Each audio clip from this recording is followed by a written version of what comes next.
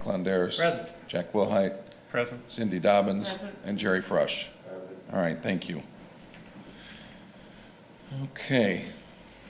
So let's move into the approval of the minutes from the July 20th meeting. Those have been presented. And I will ask if there are any corrections or changes to the minutes as presented. If not, is there a motion to approve the minutes as submitted? So moved. Moved by Cindy, is there a second? Second by Jerry. All right, roll call vote. Josh Finch. Aye. Jeff Gross. Aye. Jerry Frush. Aye. Dan Quantz. Aye. Mike Clondaris. Yes. Jack Wilhite. Aye. And Cindy Dobbins. Aye. All right, great, thank you. All right, and we recognize our visitors tonight, our department heads, and Jack, how are you? Good. All right, so we'll go into reports, oral and written communications. Anything on the MediaCom franchise fee? It's ticking away, Okay, that's all I can say. all right. So I have sent out this afternoon the final copies of the comprehensive financial plan and also a copy of the organizational review and recommendations. Those all went out in your emails today. I would ask you to get familiar with both of those documents. Tonight, at the end of the meeting, I'm going to ask to try and set up a time for a special meeting where we can sit down with Baker Tilly and go through both of those. I'm looking at probably a Zoom meeting where all this information can be presented in virtual format. We can do it like this, but Jeff will probably be virtual when we do it. I just thought it might be easier that if you're at home and you've got all your information at your fingertips on the computer with his worksheets, it might be easier. So I'm thinking like a 4:30 or 5 o'clock, spend about an hour. We'll have to come up with a date, and I suggested to him a Tuesday, Wednesday, Thursday, sometime in later August. He sent me some dates that he's available. So maybe what I'll do is I'll have Stacy send out a poll tomorrow.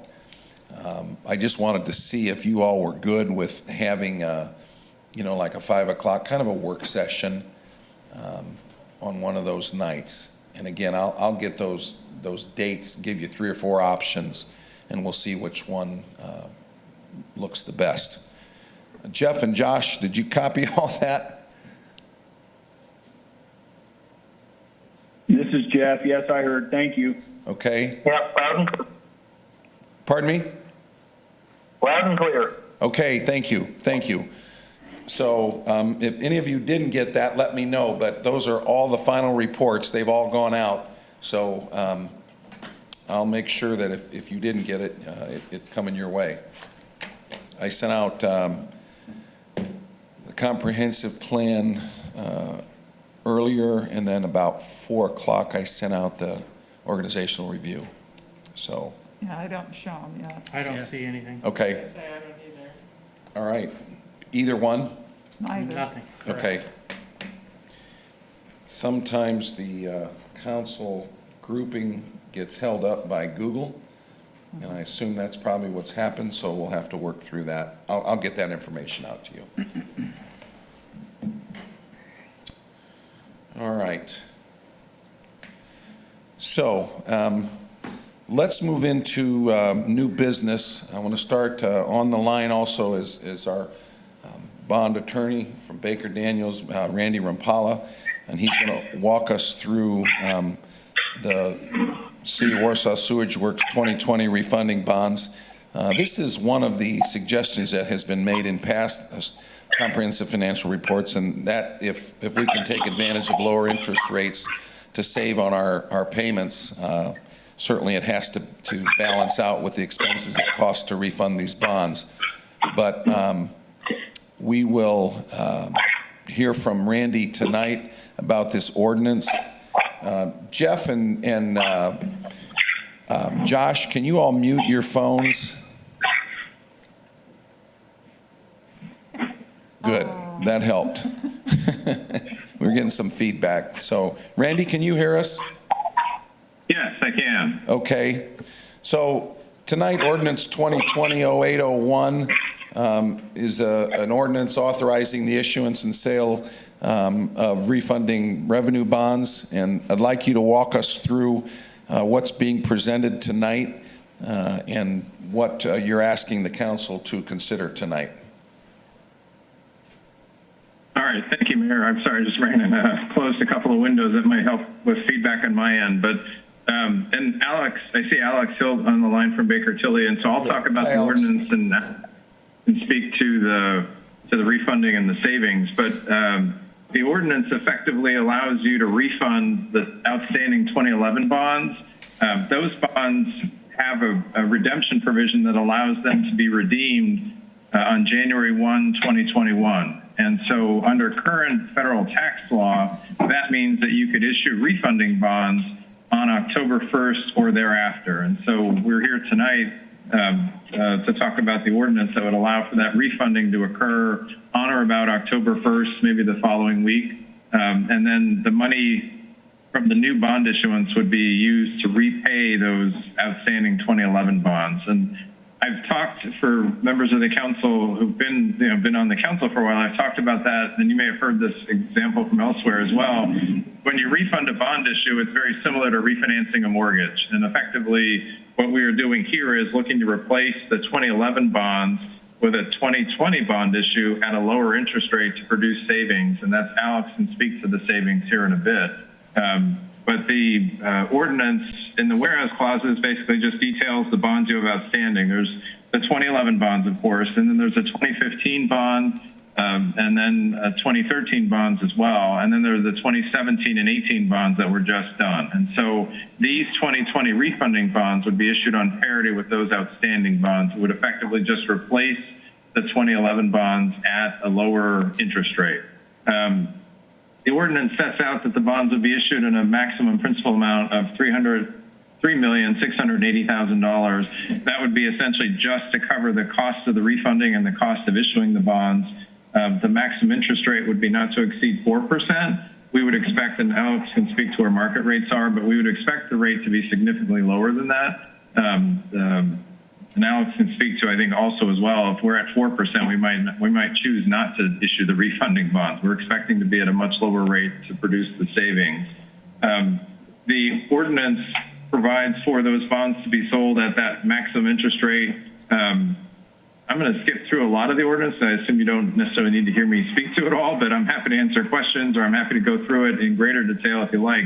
The ordinance does provide that the bonds would be payable in a schedule similar to the outstanding bonds, meaning that the final maturity on the bonds would be the same as the existing bonds. We're not looking to extend the maturity. We're looking just to fit the new 2020 bonds where the 2011 bonds were, again, at that reduced interest rate, which will produce lower debt service payments annually. So these bonds would mature not later than January 1, 2032. The bond in Section 3, you may have noticed, the bonds would not be subject to optional redemption.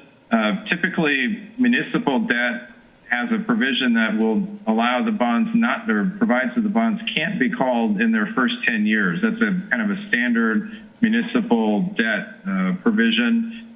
Municipal bond holders typically like the security. They're conservative investors, and they want to know that their bonds won't be called for a period of time. And typically, the market calls for that 10-year provision, so that these bonds effectively will be paid off before that time when they could be redeemed. So they would not be subject to optional redemption.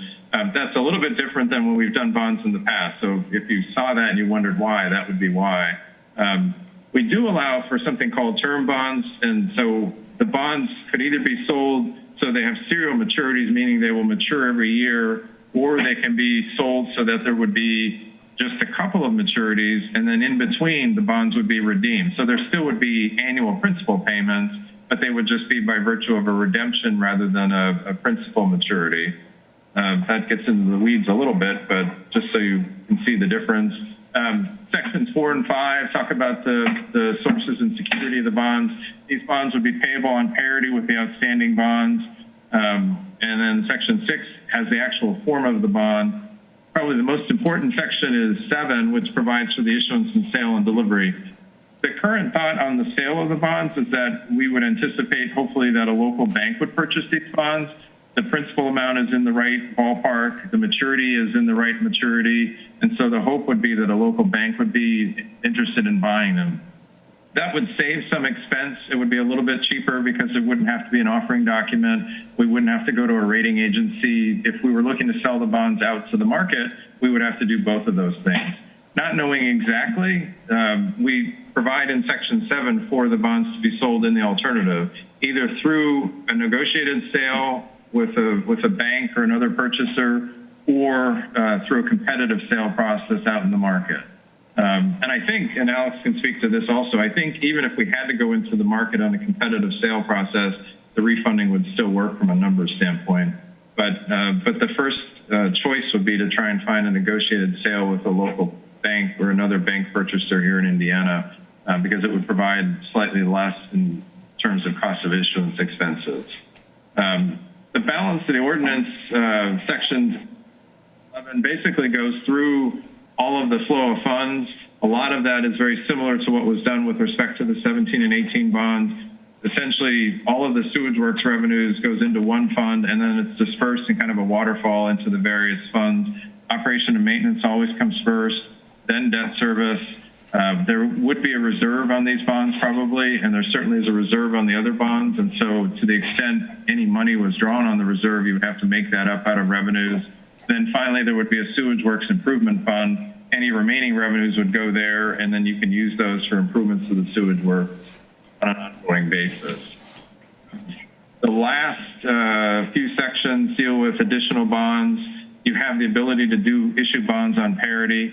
These bonds would be on parity with the prior bonds. Before we close, Baker & Tilly will provide a parity report that will simply indicate that there are sufficient revenues coming in to pay the debt service on all of the outstanding bonds plus these bonds. This one becomes a little bit easier because, again, we're just replacing the 2011 debt service with this 2020 debt service.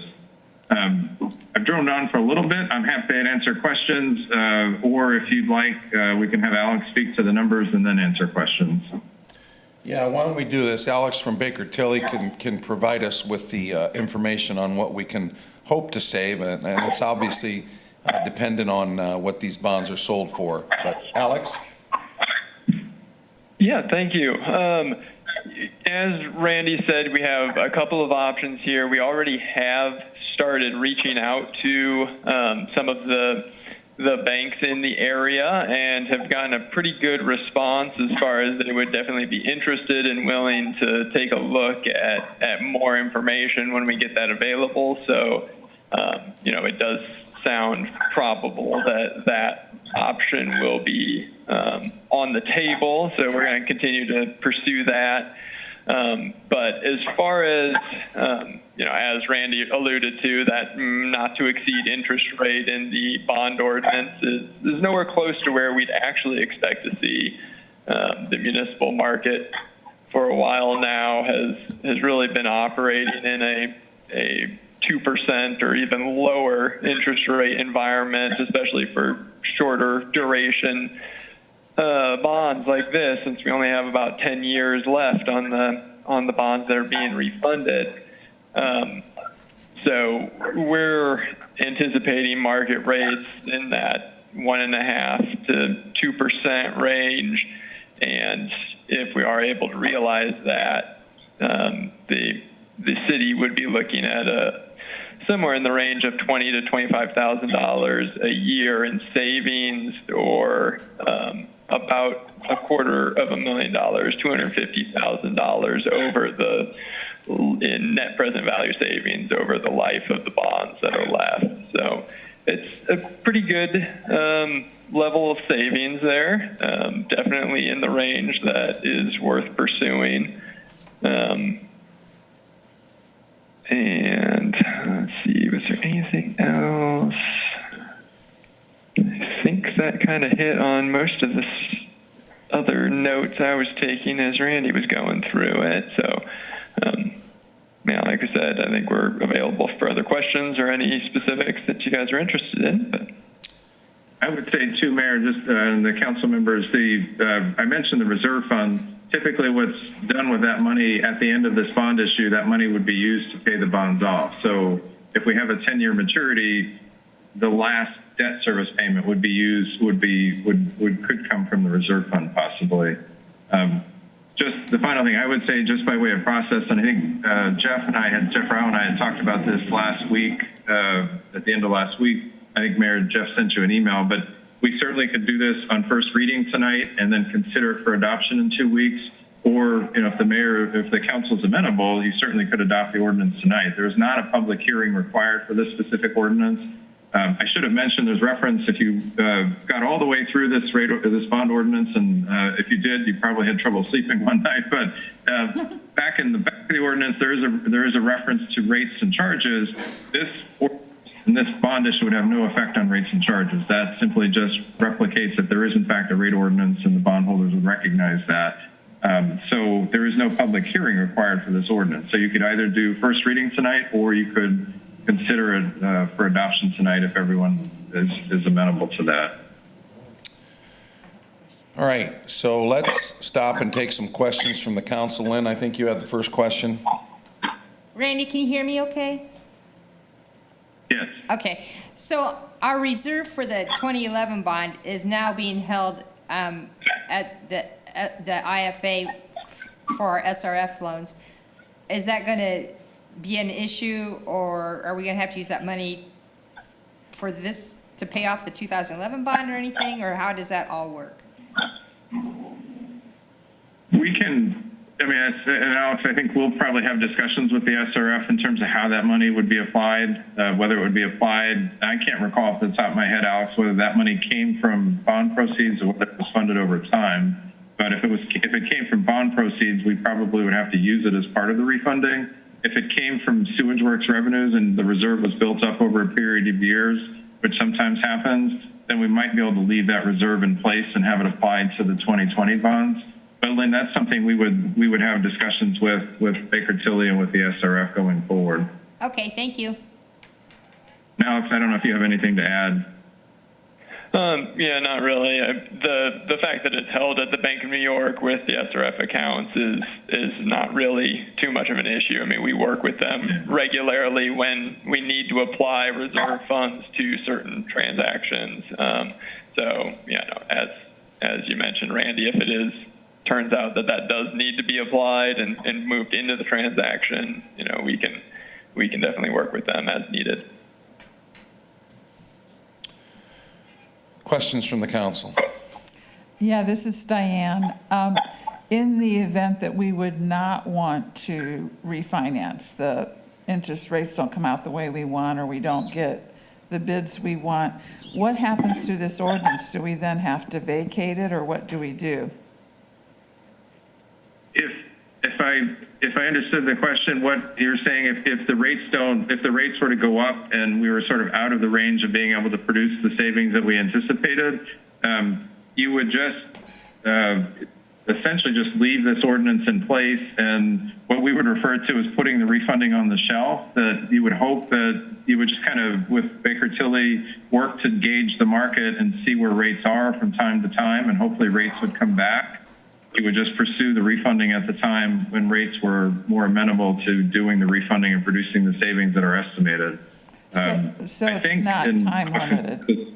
I think the market is such that there is not, and obviously things change on a dime given everything that's happening in the world, but rates have been dropping, and rates have, the expectation is rates will be low for a period of time. So we're hoping that, they don't spike, but if they were to spike and we couldn't do the refunding, you would simply leave this alone, and you would just put the refunding on the shelf, and Baker Tilly would just sort of look at it from time to time from a market standpoint, talk to the local banks, and see when the savings target could be hit, and then at that point you might proceed with the refunding. Okay, I couldn't tell the way it was written if it was time limited. I know some of ours we've had to close by a certain date and those kinds of things, and I just wasn't sure how this one went. No, in a refunding, you don't have some of the pressures you have if you're doing, for example, a new money project where you've got to close on the bonds by a certain date to be able to produce the proceeds to tell the contractors to proceed. Here, because it is a refunding, you can kind of pull the trigger when it's most convenient, when it's best for you. And so, particularly working with the local banks, if you get a good rate, and you would be able to move quickly. And so, but if we didn't get a good rate, that would be where Baker Tilly would perhaps give a recommendation to consider going to the market.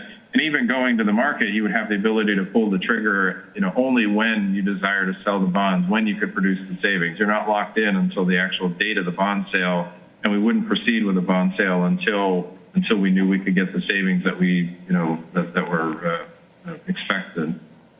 Okay, thank you. You're welcome. Others? So, yeah, I have a question. This is Mike, Jeff. So the bond we're talking about there's a lot of dates in this paperwork, a lot of different bonds that have been floated out there, but the one that we're specifically talking about is 2011. Is that correct? Correct. The 2011 bonds only. Right. Those are the only bonds that are able to be refunded at this time with those savings. Okay, due to the 10-year lockup. Right. Okay, and what is the outstanding balance amount on that bond? The outstanding balance is $3,100,000. Okay. Correct. Okay, that's what I'm reading. I just wanna be sure. Okay, so Yeah. we would be refinancing $3.1 million at approximately anywhere between 1.5% to 2%. Correct. Okay. Yeah, and I think, Alex, do you have handy the range of rates that the 11s are currently at by chance? I do. I think. I'm trying to find. Yeah, the 2011s have interest rates that range from 3 to 3.7% over the remaining term. Okay. That's correct.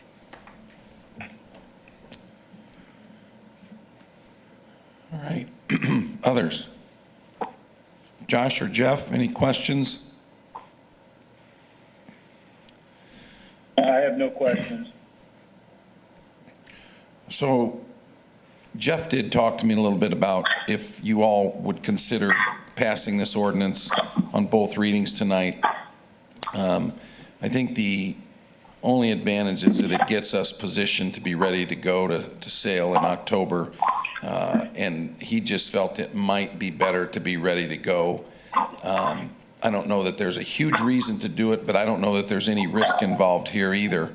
Again, this is basically refunding, saving the city money. There's no, I don't think we're sticking our neck out in any way, shape, or form. This is just, as has been explained, it's like refinancing a house in a much better rate environment. Randy, do you have any concerns or issues with getting it all done tonight, or any thoughts on that?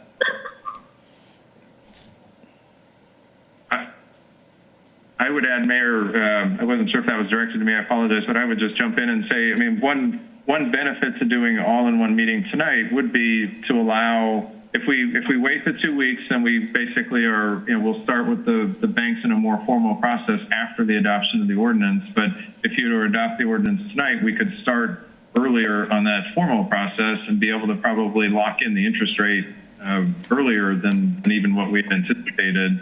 And probably close earlier in September rather than October. No, we would still close in October, but we could lock in the rate earlier. Yeah, and I was not certain about that. I thought we might have to wait till October 1st. I didn't know if the banks would do that, but if there's... Yeah, we could, I think we can't close on the bonds until October 1st, but we could sell them earlier. All right. Questions? And you say we would get a better for lack of a better word, deal, or maybe the rate's the same, but we would save some money by having a local bank do this?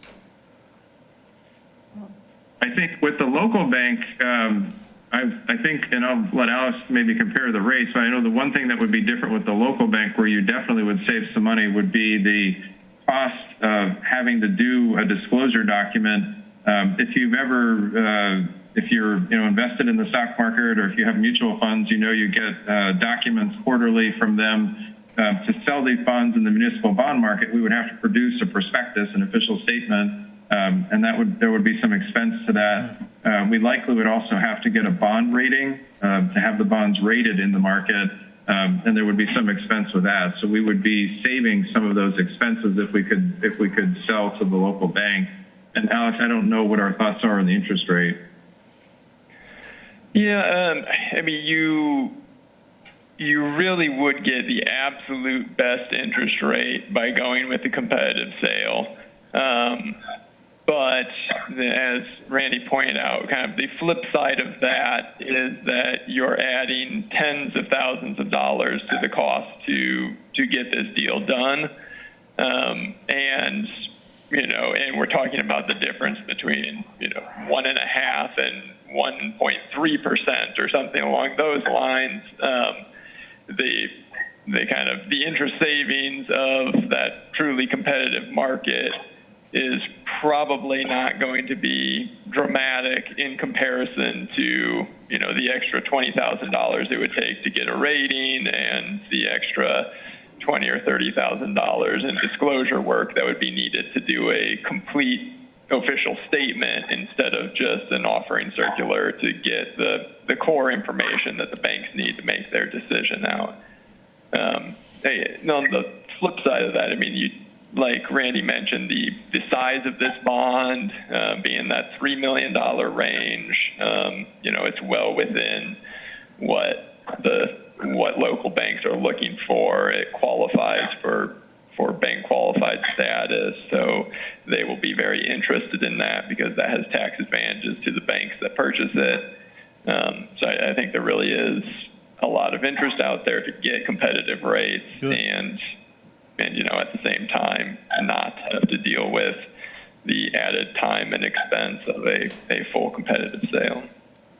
Understood. I'd rather keep it local anyway. Thank you. Exactly. Yeah, and that was some of the discussion that we'd had. So again, just to summarize, the offset and expenses that we would save locally would probably not be offset, I should say, by the slightly lower rate we might get on the open market. So, and as Mike just so vividly pointed out, keeping that local and giving our banks a local shot at this makes a lot of sense. So from my discussions, and it doesn't sound like I'm hearing any different, there's no real risk to do that. And it's probably better all around to do that locally. So, hearing the information, having gone through the ordinance, having listened to what our benefits would be, understanding what the process is, before I ask for your preference, are there any other questions?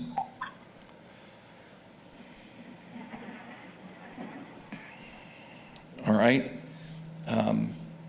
Is there a motion to take any action on ordinance 2020-0801? I would make a motion. Okay, motion's made by Mike. Is there a second? I'll second that, Cindy. Second by Cindy. All right, again, any further discussion or questions? We've got Alex and Randy on the line. If there's anything you're not certain of, now's a good time to get that information before we vote. All right, hearing none, we'll do a roll call vote. Josh Finch? Aye. Jeff Gross? Aye. Jerry Frush? Aye. Diane Quantz? Aye. Mike Londaris? Yes. Jack Wilhite? Aye. Cindy Dobbins? Aye. All right, the ayes have it, unanimous, 7-0. Is there a motion or a thought to suspend the rules to allow us to vote on second reading? I'll make a motion that we suspend the rules and vote on second reading. All right, motion's been made. Is there a second to that? I would second that. All right, so again, this motion is to suspend the rules, and then we will, if that passes, then we'll be able to take a second vote to finish this ordinance tonight. So again, a roll call vote. Josh Finch? Aye. Jeff Gross? Aye. Jerry Frush? Diane Quantz? Aye. Mike Clondaris? Yes. Jack Wilhite? Aye. Cindy Dobbins? All right, passed unanimously, 7-0. So now, is there on second reading, is there a motion on ordinance 2020-0801? I'll move that we pass ordinance 2020-0801 on second reading. All right, motion by Diane. Is there a second? I would second that. Second by Jack. Again, any final questions? Hearing none, I'll take a roll call vote. Josh Finch? Aye. Jeff Gross? Aye. Jerry Frush? Diane Quantz? Aye. Mike Clondaris? Yes. Jack Wilhite? Aye. Cindy Dobbins? All right, passed 7-0, unanimous on second reading. The ordinance stands. Gentlemen, you're free to move ahead. All right, thank you all. All right, appreciate Thank you, guys. your time tonight. Thank you. Bye-bye. All right. I think what we'll do, I was going to skip down to the department budgets, but let's just get through. I know, Justin, you've got just a couple things to present here, so let's just go to item number 2, which is a transfer resolution 2020-0804. This is the Lincoln Neighborhood Sidewalk Project for right-of-way engineering. Yeah, so before you have submitted the request to have $150,000 transferred from edit improvements other than buildings to edit professional services, and this will cover the cost of the right-of-way services contract for the Lincoln Neighborhood Sidewalk Project. So we've been working with NDOT for the last couple of years. We're hoping to get this project under construction in 2021, 2022. So this is another step in the process of the preliminary engineering. So. All right, and this, you might explain, in the past, this was automatically reimbursable, 80/20. NDOT has changed their process. It typically comes back as reimbursable. There's a mention in here that it could be anywhere from 55 to 80% reimbursable, but these funds are subject to being reimbursable funds for just this portion of the engineering. Yes, and like Joe said, this is a new process. We haven't. This is the first year we've been working through NDOT with this exact process, so we aren't exactly sure what they'll reimburse for this. The initial number for this, the right-of-way services, was a little bit lower, but because there were some additional parcels we had to acquire or need to acquire for these sidewalks, the contract's a little bit higher. We don't know if NDOT's going to reimburse 80% of that or if they only budgeted the 80% of the initial number. So that's why there's a bigger range there. Even if it was the initial amount, we're not 100% guaranteed that they're gonna reimburse 80% every time, but it's just a new process and we're trying to figure out what exactly that all means, so. Yeah, and this is, Justin, what's the total amount on this project? So the total amount, including the local funds, would be $1.6 million, or yeah, 1.6, and then we're covering 20% of that entire project cost. So. And hopefully of this 150,000. So that 150,000 is the part that is subject to NDOT's final decision-making on how much they're going to reimburse. And the right-of-way services contract, which may have been what you were asking too, if I misunderstood you there, but that would be $122,000, and then there's a little bit extra in there to cover the change order on the existing contract. Now, I just want the council to know the scope of the project, Okay. to know then what might be potentially uncertain from a reimbursement standpoint. But this money's being moved, it was originally put in the capital improvements in the edit budget, and it's being moved to professional services to cover the engineering. So does this only cover the engineering, or does it cover the cost of buying the land? This covers the cost of purchasing the or it's actually not even the cost of purchasing the property, it's the cost of the paperwork involved in that process. So there's a lot of hoops you have to jump through to acquire each parcel. So it's writing up all those documents and preparing that paperwork for the resident, so that we could acquire part of their parcel. And then there's an additional charge to acquire the land. Correct, that would be, yeah, yes. Okay. I just want a clarification. Yep. So do I, so I'm gonna ask some questions that probably is gonna make me look stupid, but doesn't, we're gonna, this is for a sidewalk project? Correct. Okay. Doesn't the city already own the sidewalks? So, in older neighborhoods, especially in older neighborhoods, a lot of the lot lines can vary. So when you're adding, public infrastructure, sometimes you have the right of way to do it and sometimes you don't.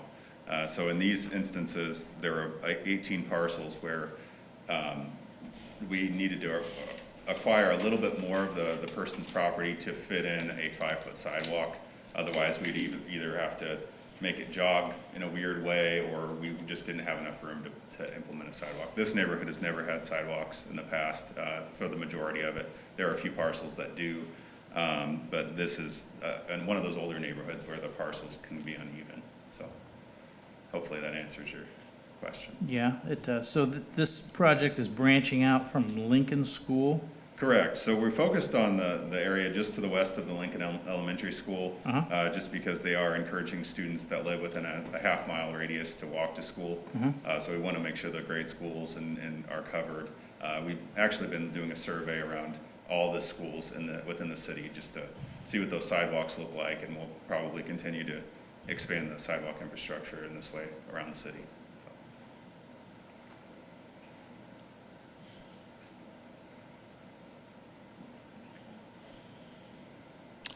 Anything else?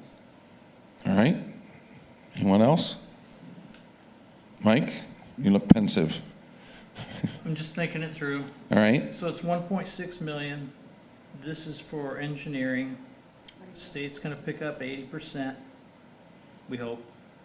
And the other 20% we already have in the bank to, okay. Questions answered, thank you. All right, so and this resolution basically involves moving the money to cover that 150,000. Jeff or Josh, any questions? I'm not picking on you, I just can't see you. No, I don't have any questions, and I would move to approve the request. All right, motion's been made by Councilman Gross. Is there a second? This is Josh, I second. Second by Josh Finch. All right, any further questions of Justin? All right, hearing none, we'll do a roll call vote. Josh Finch? Aye. Jeff Gross? Aye. Jerry Frush? Aye. Diane Quantz? Aye. Mike Clondaris? Yes. Jack Wilhite? Aye. And Cindy Dobbins? Aye. Okay, all right, thank you all. All right, next item is, again, an NDOT grant. This is a reimbursement. Justin, you want to take over? So, I'm going to see if I can put Jeremy on the phone here. Jeremy, are you He here? might- Oh, there you All go. right. Yeah, so this is pretty simple. It's just a grant reimbursement. This is all the 80-20 match. The 80% match is coming back to us from NDOT on 3 different projects. Periodically, I'll do this. I try to do it at least every 6 months or every year. So you still have $5,000 on Market Street that was spent out at Edit that's going back into Edit. You have 56,000, a little over 56,000 from Edit that's going back into Edit from Anchorage Road. You have 116,000 plus from Lincoln that's going back into Edit, and then there was roughly about 65,000 spent out of Northern Tip for Anchorage Road that will go back into Anchorage Road. So all this is doing is putting the money back into the fund. It's not an appropriation. It's not appropriating the money. We're just moving those funds that came out of these funds back into the funds they came out of. So this is required by the state that we do it's called a local allocation, that you all take that money that's been reimbursed and put it back into those accounts that it came from. And these are just all monies that have been reimbursed, as Jeremy said, back to the city over the past 6 months. So this is a good thing. We're getting the money back that they said they were going to pay. Any other questions? No, that's easy to approve. I'll make a motion to approve. Okay, motion by Mike. Is there a second? Second by Jerry. Any further discussion or questions? All right, a roll call vote. Josh Finch. Aye. Jeff Gross. Aye. Jerry Frush. Diane Quantz. Hi. Mike Clondaris. Yes. Jack Wilhite. Aye. And Cindy Dobbins. Aye. All right, great. Thank you. Resolution 2020-0802 Thanks, Jeremy. passes. Jerry's got another one. All right. One more. This is the transfer request from redevelopment. Yes, this went to the redevelopment commission tonight and was approved. This is a transfer request within the redevelopment general for $50,000 to be moved from improvements other than building 444 to professional services 310. The purpose being, as we continue to work towards completing the Buffalo Street Plaza, there was some additional funds needed for construction services oversight from Structure Point. They presented that contract to us to oversee the product approval and design changes. That was approved by the redevelopment commission today in a change order that reduced that plaza project by $300,000 today. So I'm requesting to move that $50,000 into professional services to cover that contract. Mike, any comments? I know you were part of the redevelopment commission today that approved this. It was passed unanimously, and basically what we're doing is saving the city about $400,000. Jeremy explained it really well. They downsized, well, actually, no, they didn't downsize. They made the pavilion different. It's not going to cost near as much as it was, and they went from laying pavers, which is very labor intensive, to using concrete with patterns stamped in it. Is that right? Yeah, and when you say pavilion, I just want to make sure everybody understands it's not the Center Lake Pavilion. It's the pavilion over between the Right. cabin and the Buffalo Street project. Yeah. It's like a shelter.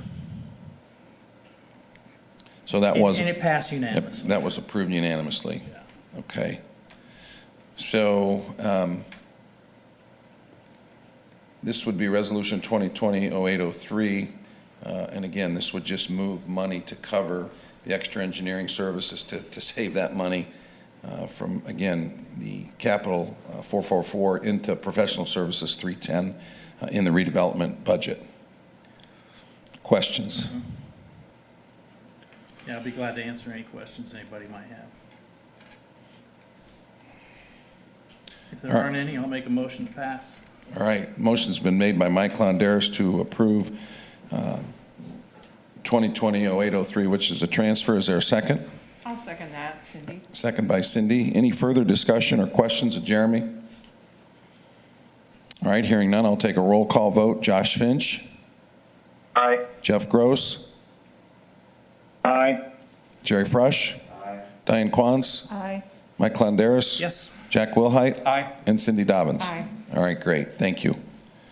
All right, item number 5 is a resolution 2020-0801.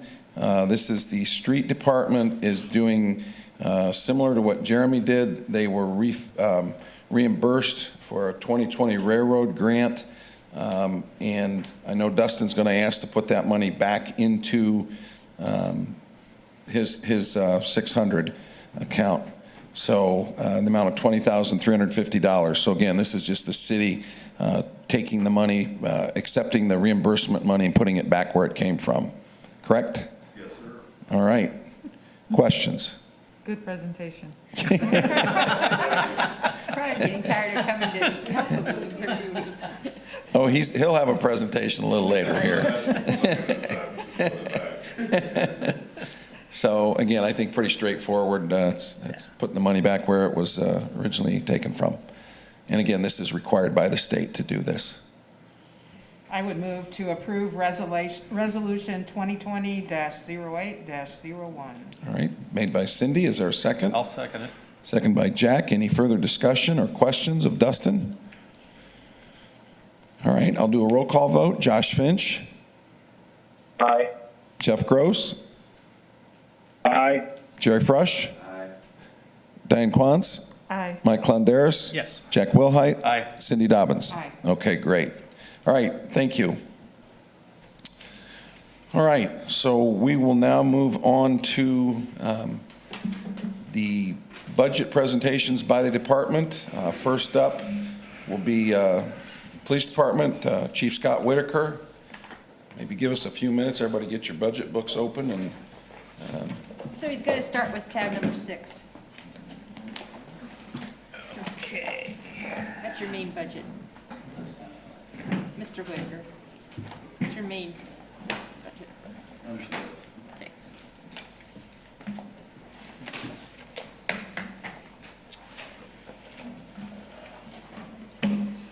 all right, everybody ready? Okay. Take it away, Chief. All right, this is the 2021 police budget proposed.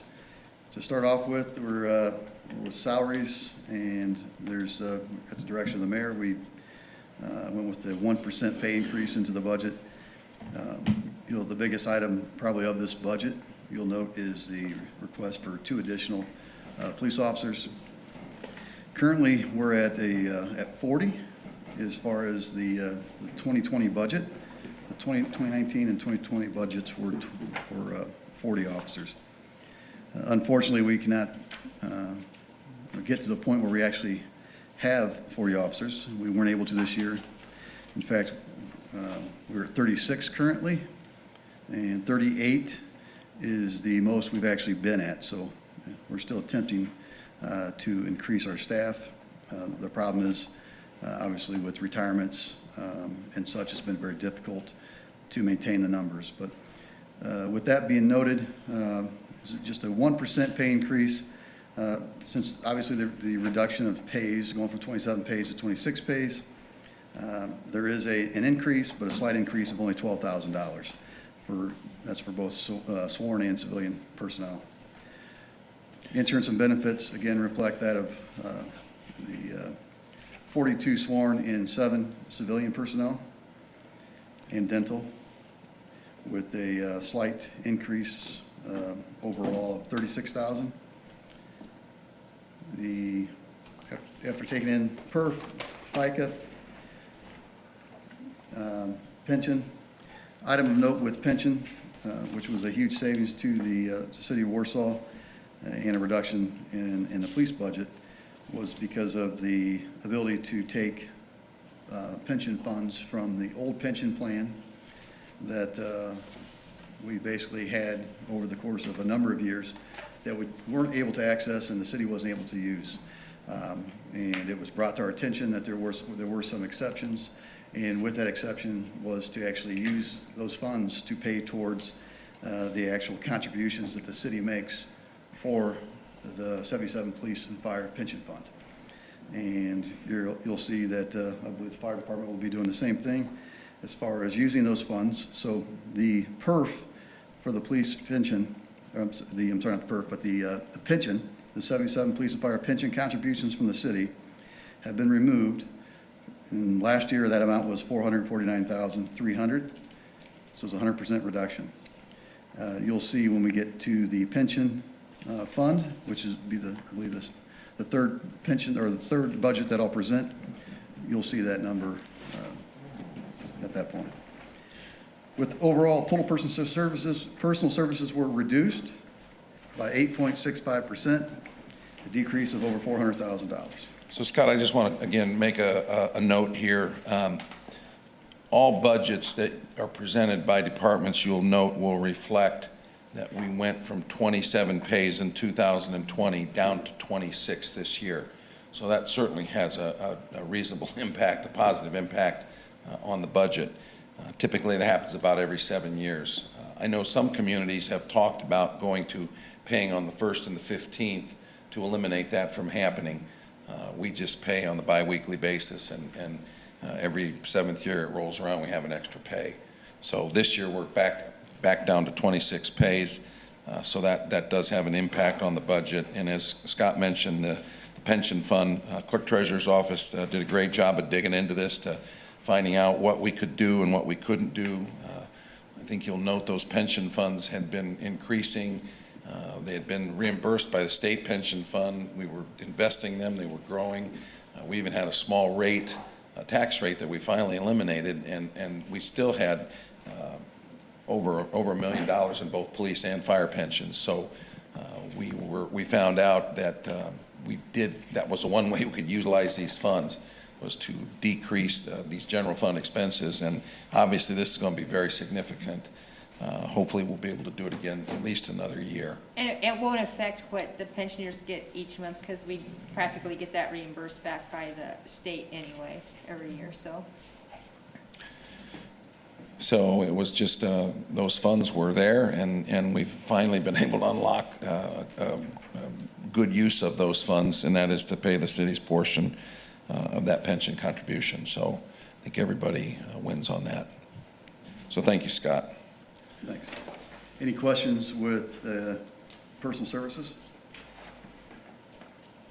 Next, moving on to supplies. The only real increase is going to be that, again, impacted by the potential hiring of 2 additional officers, was factored in. A slight increase in operating supplies and fuel. You'll notice that the fuel for next year has already been estimated based upon the known price of 2.03, so $2.03 per gallon. Overall, there's an increase of $18,000 for supplies for a total of $301,000.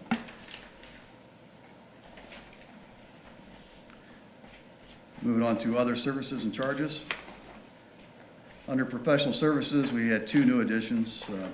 As you're aware, we came to the council, the mayor and I did a few months ago, in regards to the Kaskaskia County Jail Chemical Addiction Program, where the council agreed to provide the program with, allow the police department to transfer funds in order to donate $10,000 to the JCAP program. We've entered it into the budget again this year for 2021, again for $10,000. And then we've added a polygraph examiner. We've been paying out of professional services, but we wanted a line item, and that's for the hiring process, and that's outsourced. Repairs and maintenance.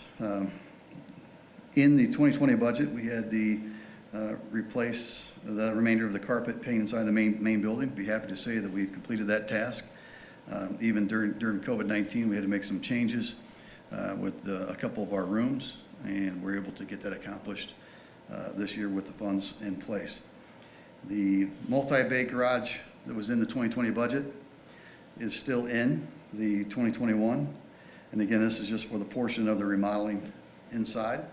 We have not begun that process yet, but we are in the process of repairing, getting the solicitation of the bids for the repair, the replacement of the multi-bay roof.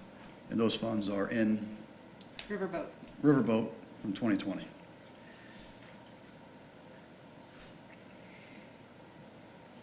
So the total for other services and charges, $419,200, is an increase of $21,100.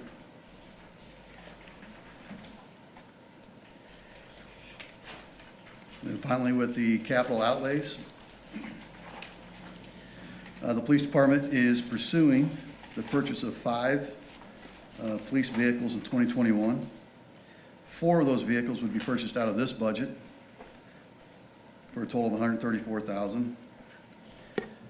You'll notice in the explanatory sheets that some of the equipment's for 5, some is for 4, and just because we've had the ability to find other means from the pension budget, obviously purchasing one of those cars. But you'll notice the Axon Enterprise, we entered into a 2020 agreement this year. The $23,200 is for the TASER 7, and this is payment 2 of 5. Then there's additional increases in the budget, again, factoring in the 2 officers. I will say that we are certainly being as prudent as possible, and just with the purpose of adding 2 vehicles to a total of 3. I mean, given the fact that we're looking for 2 additional officers, would require 2 more cars. So we're only asking for 3 additional cars on top of those 2, with only 4 of those being purchased out of the actual police budget. Chief, are those subject to hitting 40 officers or 42? At what point do you trigger the purchase of those 2 cars Well, it's with the addition of? Right, it's a good question. Well, we've been behind for the last 2 years as far as making purchases. They've always been late in the year.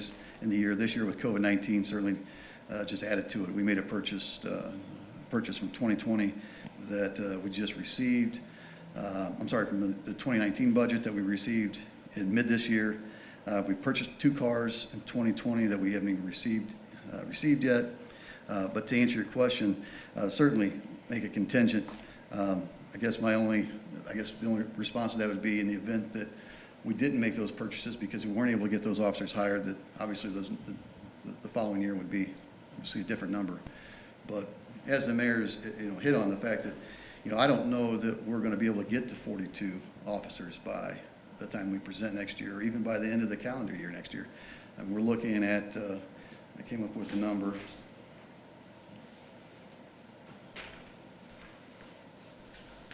So 36 officers.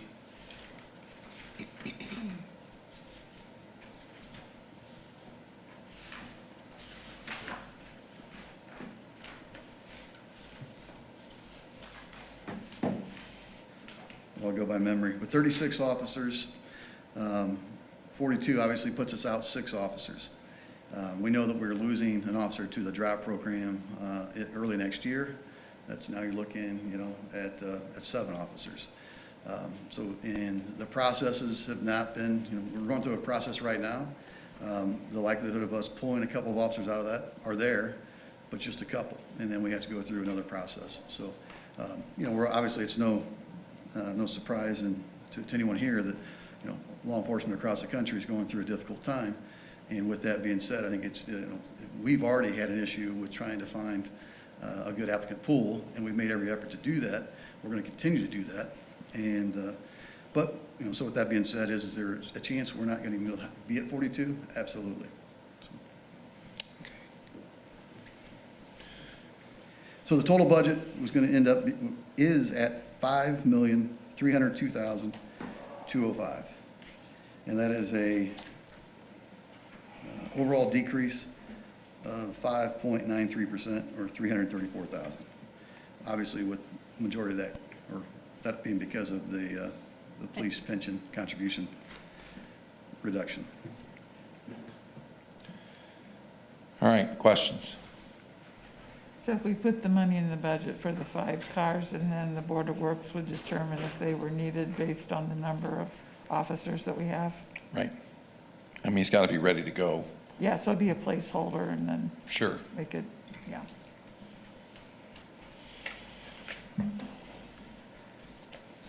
Yeah, the process right now of ordering cars, it's taking an extended period of time. I don't know if that's going to change, but you're talking, and then once you get those cars in, then you get the process of getting them equipped. Like the mayor said, we have to have them ready if we believe we're going to be in a position to make those hires. I appreciated the linear information you gave us for the last 10 years, because that kind of helps us see what we've been doing. That was really helpful. Thank you. You're welcome.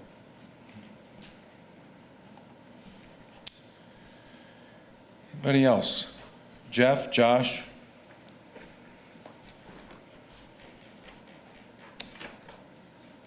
All right. Next budget, please. Did you do a forfeiture budget? I did not. Okay, so the next one would be law continuing ed, and it's 233. So law continuing education,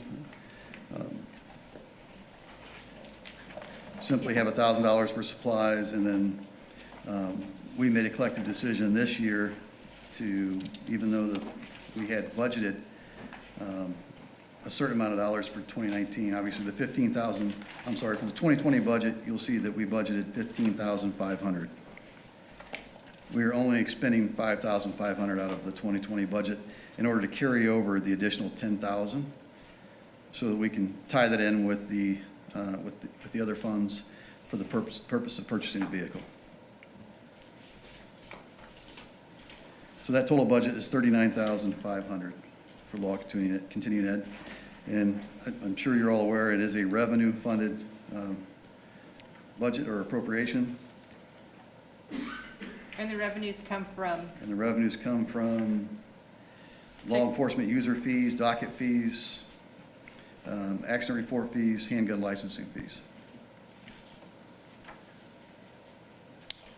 All right, question. So that's where the fifth car is earmarked for. And it's going to cut back spending $10,000 this year to move that ahead to assist with the purchase of that vehicle for next year. Any questions? I had a few, but I think you answered them all. I would ask if, could the first vehicle be purchased out of this fund so that if you don't end up purchasing 5 vehicles, that money remains in the general fund?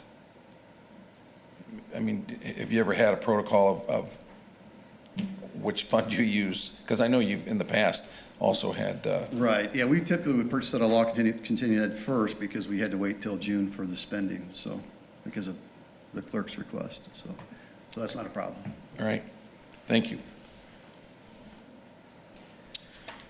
Yeah, and as Lynn stated, there is no forfeiture fund this year. There's just a minimal amount in there at this time.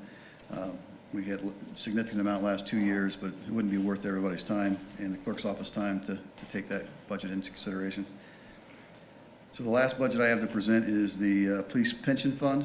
it's 802, the very last tab in your book, unless you added something on your own.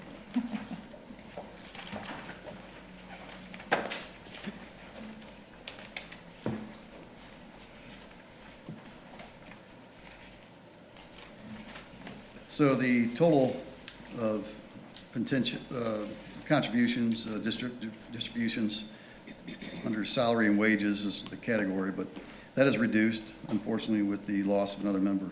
So we're at 5 retired members and 3 dependents in the, currently in the old fund. The employee benefits is, as we spoke of earlier, the pension, the contributions to the 77 pension fund. The city's portion of the contribution was for $458,772, and that is for 42 officers.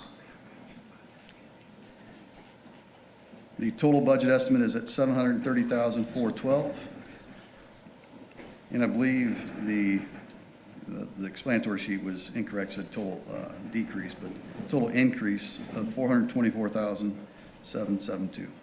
Yeah, I lined that one on mine. It would have been a decrease before we Right, made it that would be change. nice, but it's an increase, yeah. Investments, That would be what? without the investments. So I was just looking to give you all an idea what that balance on that pension fund is after taking, well, currently, did you say 80? 802. 802. That should be end of June, Yep. so it might be a little less because we had our July payout. So there's 871,000 plus the investments, correct? Plus a $500,000 investment. So there's about 1.37 in that fund right now, and that'll be reduced by that 458. So you got an idea with that balance that we may be able to do this at least another year and maybe 2. So just to give you an idea of where that fund was. Does that have both the police and the fire in it? No, that's just That's just the police. police. Fire's a different portion. pension, it's 801. Okay, Fire has not quite as much. They have Yeah. 737,000 plus Plus another 500,000. $500,000. So there's like 1.25 in that. but that money was sitting in the same situation where we were just putting it Identical. in there but couldn't use it. Couldn't use it, Yeah. but we were able to clarify that it could be used for the city's portion, and we were going to use it because that fund just kept growing, Right. and there was nothing you could do with it, which made little sense. So this takes the pressure off the general fund about $900,000, $800,000 this year. So, okay. Any questions on that pension fund? All right. Any questions before I call Larry up? Good job, Scott. All right, thank you. Thank you. And thanks to the clerk's department for finding that. Oh, I think Course. Larry's 204, Yeah. or 20 something. Yep, 204. Well, Larry's coming up too. I don't know if anybody noticed, but we have a tab called Previous Year. And it actually gives all the general budget. It's right in the beginning, and then it shows you what it's been for the last, like, 5 years. And you can figure out which budgets have increased and decreased. It's just a really quick little cheat sheet that is, I found really useful to look at when I was going through these budgets. I don't know if we had that last year, and I just missed it. Yeah, we had. It was in there. It It's was been in there, yeah. helpful just to figure it out, yeah. Okay. All right. Larry? Budget 204, operating, park operating, everybody there? All right, we'll start out with personal services. Again, this is 26 pays at 1% increase.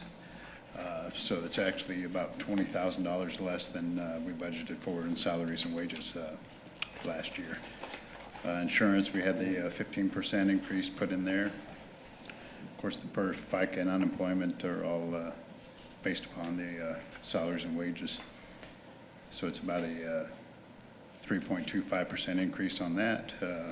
Other personal services, that's our cell phone allowance, no increase on that, $2,000. So the total personal services is $1,671,250, and that's a 0% increase from last year. So I do want to also mention, with regards to health insurance, we're asking for a 15% increase this year, as we always do. You might, though, notice in some of the budgets that it doesn't look like a 15% increase from last year. But what happens is that the amount that was originally requested last year, the 15% added on to the year before, actually, we didn't have an increase last year. I think we had a 1%. Yeah, it was real small, yeah. Very slight. So that's not reflected in your budget last year.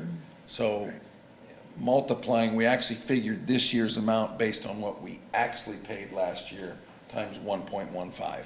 So you can't really go from what was asked for last year in your budget book and multiply it by 15%. That's why it doesn't come out, and you'll see that in other budgets. Yeah. But oftentimes, that's just that big number last year that we never used. And it's not going to be 15% more than that. It's going to be 15% more than what we actually spent last year, so. And also, we have employees that change, they might come in single and then they get married, so we've got a plan for that too, so that throws it off a little bit as well. Yeah. Supplies, we'll go through these. Office supplies, we remain the same. Operating supplies, again, we held the line there. That's our, our supplies to run all the parks and recreation, aquatics, skate park, operating supplies in there as well. Repairs and maintenance, that has been up 10%. And the two things in there that caused that increase are, we're looking to replace the park name signs. We still have the old telephone poles that we got from the Sprint company back in the day and put there, and the wooden signs on there. We would like to rebrand those signs and update them as we did our park rule signs and ordinance signs in the park. So we put $20,000 in to do all the parks there. The other thing is the office printer. Our current printer has outdated networking and several mechanical breakdowns. Every time they come to fix it, they got to go a roundabout way to get into that because it is so old. So we're looking to replace that. That printer is used by everybody in the office and the rec staff. So we print everything on that printer. So that's why the 10% increase on that, which is $11,400 increase. Other supplies, that's just a $300 in case we need snow removal meals. Fortunately, we haven't had to use that the last couple of years. So total supplies is $223,700, which is a 5% increase. Any questions on supplies? Okay, other services and charges, professional services. Basically, the same thing as last year, with the exception that we don't have the pavilion design work in here. That was a big ticket item that we had in this year's budget that came out. The only other thing that we've added to it is the master plan. It's time for our 5-year master plan to come up again. It's hard to believe it's 5 years already, but it's time to go through that process again. And in talking to the gentleman that helps us with our 5-year plan, if we're going for land and water funds through the DNR, we need the 5-year plan still, which we're looking at doing potentially for the skate park move, but that won't take effect until 2022. So if we can apply for that in 2021 and get that process, a lot of the park systems are going to a 3-year program now. And the reason for that is because when you're looking 5 years out, a lot of things change as opposed to a 3-year plan. So it's going to be based upon, if we go for a 5-year or a 3-year plan, based upon the land and water grant that we're trying to get from the DNR. So that's the only change there. But that's a 57% decrease from last year, $92,400. And that decrease, again, is because the pavilion design work isn't in there. Communications and transportation, that's held the line, same there. Printing and advertising, that's remained the same. Insurance, we were told to increase that, but we looked at the numbers there, and I feel comfortable with what we've got there, even with that increase in there. So we've held the line on that. Utility services, we've got the first phase of the Buffalo Street project with the lights on that, but I think with the interactive fountain and things like that, I think we've got enough there to do that, but we'll have to look at that in 2022 after everything's built there. But I feel comfortable enough to hold the line on that. Repairs and maintenance, pretty much just, contractual building and structures, pest control, contractual agreements for our satellite beds in Central Park and Municipal Park, stage hands for the concerts, Central Park repair stuff. Again, this is a 49% increase. We don't have the Indiana Street lot in there, which we have this year in the Higher Park drainage project. So that's a 49% decrease in that category, which is $84,300 this year. Rentals, we've kept that the same. Of course, that's our clothing, porta pots, and things for our recreational program. Other services and charges, that's our landfill, memberships, 4th of July stuff, employee training, Homeland Security permits, and then we come to the recreational activities, the musicians, entertainment, sound. We threw something in here this year. We had rock country and the blues before. We're looking this year to partner with the Lakes and Streams and actually take the Lakes Fest and actually combine it with the Blues Fest and have a Saturday event instead of a Friday night. They were looking more to do the educational portion as opposed to the entertainment portion. We're pretty good at the entertainment portion. We're trying to get more involvement in our blues. That was probably our least attended concert that we have down there. So we put together we met with the Lakes and Streams and the mayor, and Sheila and I met, and we put together a little proposal to the Lakes and Streams people, and they were quite happy with it, where we would actually have blues concerts, local concerts, and our local artists, and then a national artist all throughout the day. We start roughly at, I don't know what time we set here, but 10 o'clock in the morning, and then we would go until 9 o'clock at night. And we would have vendors set up. We would run the vendors and collect the revenue off the vending. We would have kids programs. We would have the concerts going on, and then the Lakes and Streams, they would present the educational portion of that event. So we think it's a good collaboration to do. So that added the extra cost to that. So there's actually a typo there. I have 0% interest on there, but that was before we did that, so it's actually a 15% increase in that. But that is why it's in there, the extra funds for that. So that's a total of $97,200. Total other services and charges is $544,900, which is a 25.5% decrease from last year's budget. Machinery and equipment, we're looking to get a new pickup with a plow on it, replacing the 2003 pickup. That's in our 5-year master plan. We're looking to get a cement mixer, $5,000.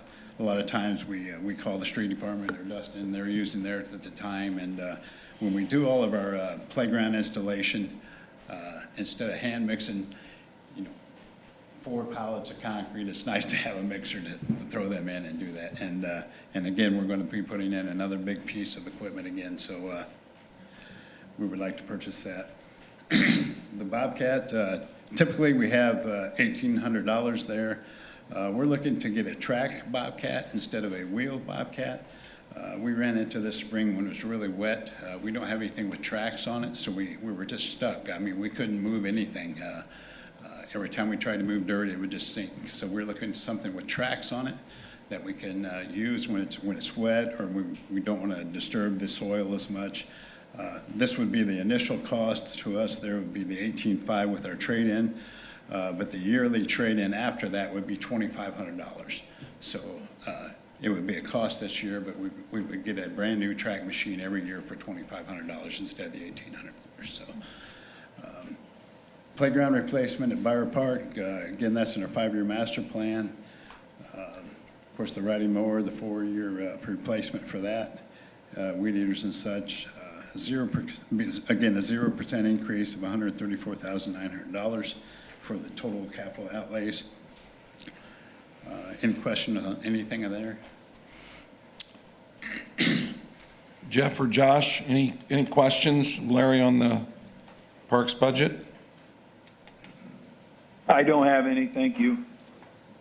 Neither do I. Cindy? I just have one question.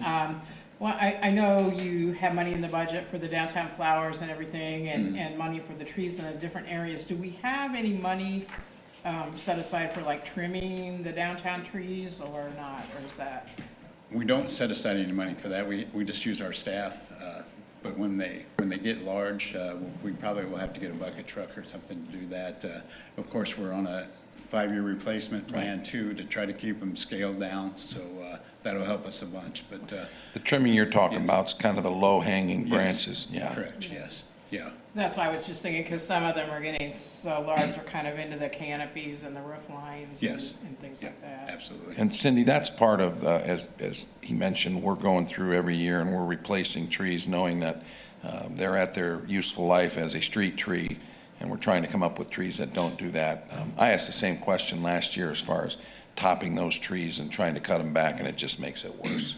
It just creates problems. So those trees are on a replacement schedule. So it'll be likely maybe this year we'll replace. Well, we replaced how many last year? Justin's not here. 5 or 7. It was. Yeah, Somewhere. and we will continue. We're on a 5-year, doing a bit at a time. Okay. Going down through and trying to do them staggered so that it doesn't look like we wipe out one street with small trees, so. Yeah, there's a few that might be even kind of iffy right now as to whether they're Yep. alive or half alive. Sure. So our total proposed budget is $2,574,750, which is a 5.5% decrease from last year. I'd just like to add that we've got a great parks department, and they pick everything apart, and we picked it all apart, and, talked it through with Larry, and then got a unanimous approval with everything that they suggested and concerned, so. And I think, to their credit, we've been able to stick with that 5-year plan, even through all of this, and still come up with a decrease, so we were pretty happy with it. Yeah, our consultant that does our 5-year plan, he's pretty amazed every 5 years he comes back and takes that list and looks how much we actually accomplish on that list compared to other municipalities. So it's a working tool, and we take it serious, and it's a good guide along the way. And Diane's right, we've accomplished a lot that we've set out to do in that 5-year plan, so absolutely. Our next budget's 211, which is the non-reverting recreation budget.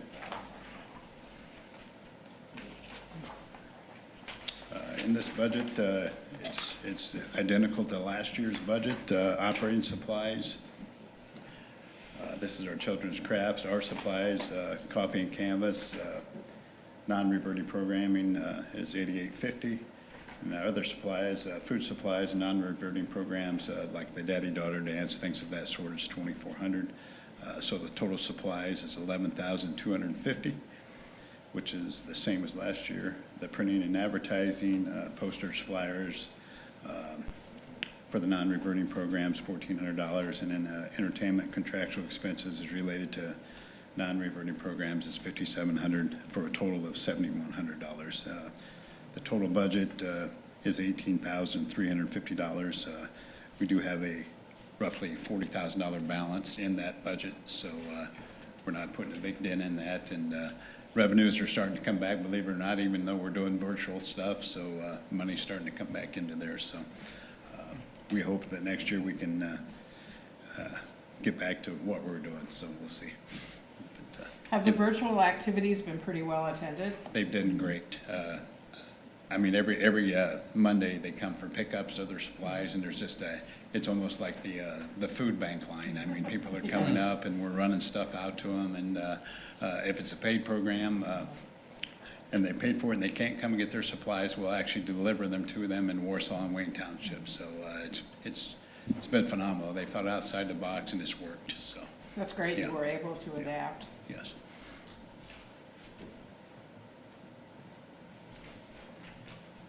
And I don't have a 403 budget this year, so that's all I've got. That's all you have. All right, any questions? Thank you. All right, Larry, thank Thank you. All right. Now go easy on Dustin, this is his first budget. Did you get enough teaching in there, learning there, Dustin, on Yeah, I didn't barbells? realize when I agreed to switch dates that Lynn had the first year guy following the 20-some year experience guy, but Here's your tutor. yeah, so, okay, We're gonna start with your regular budget, which is tab number 8. Your street department budget. yeah, salaries are, under our salaries and wages, again, down 2.7%. Most of all, like everybody else, is 27 pays and going down to 26. Benefits, were up just a little bit there, with FICA and Medicare. Perf down, basically just, your normal increases there. Personal services with the cell phones, mechanics tool allowances, everything stayed the same, along that line as well.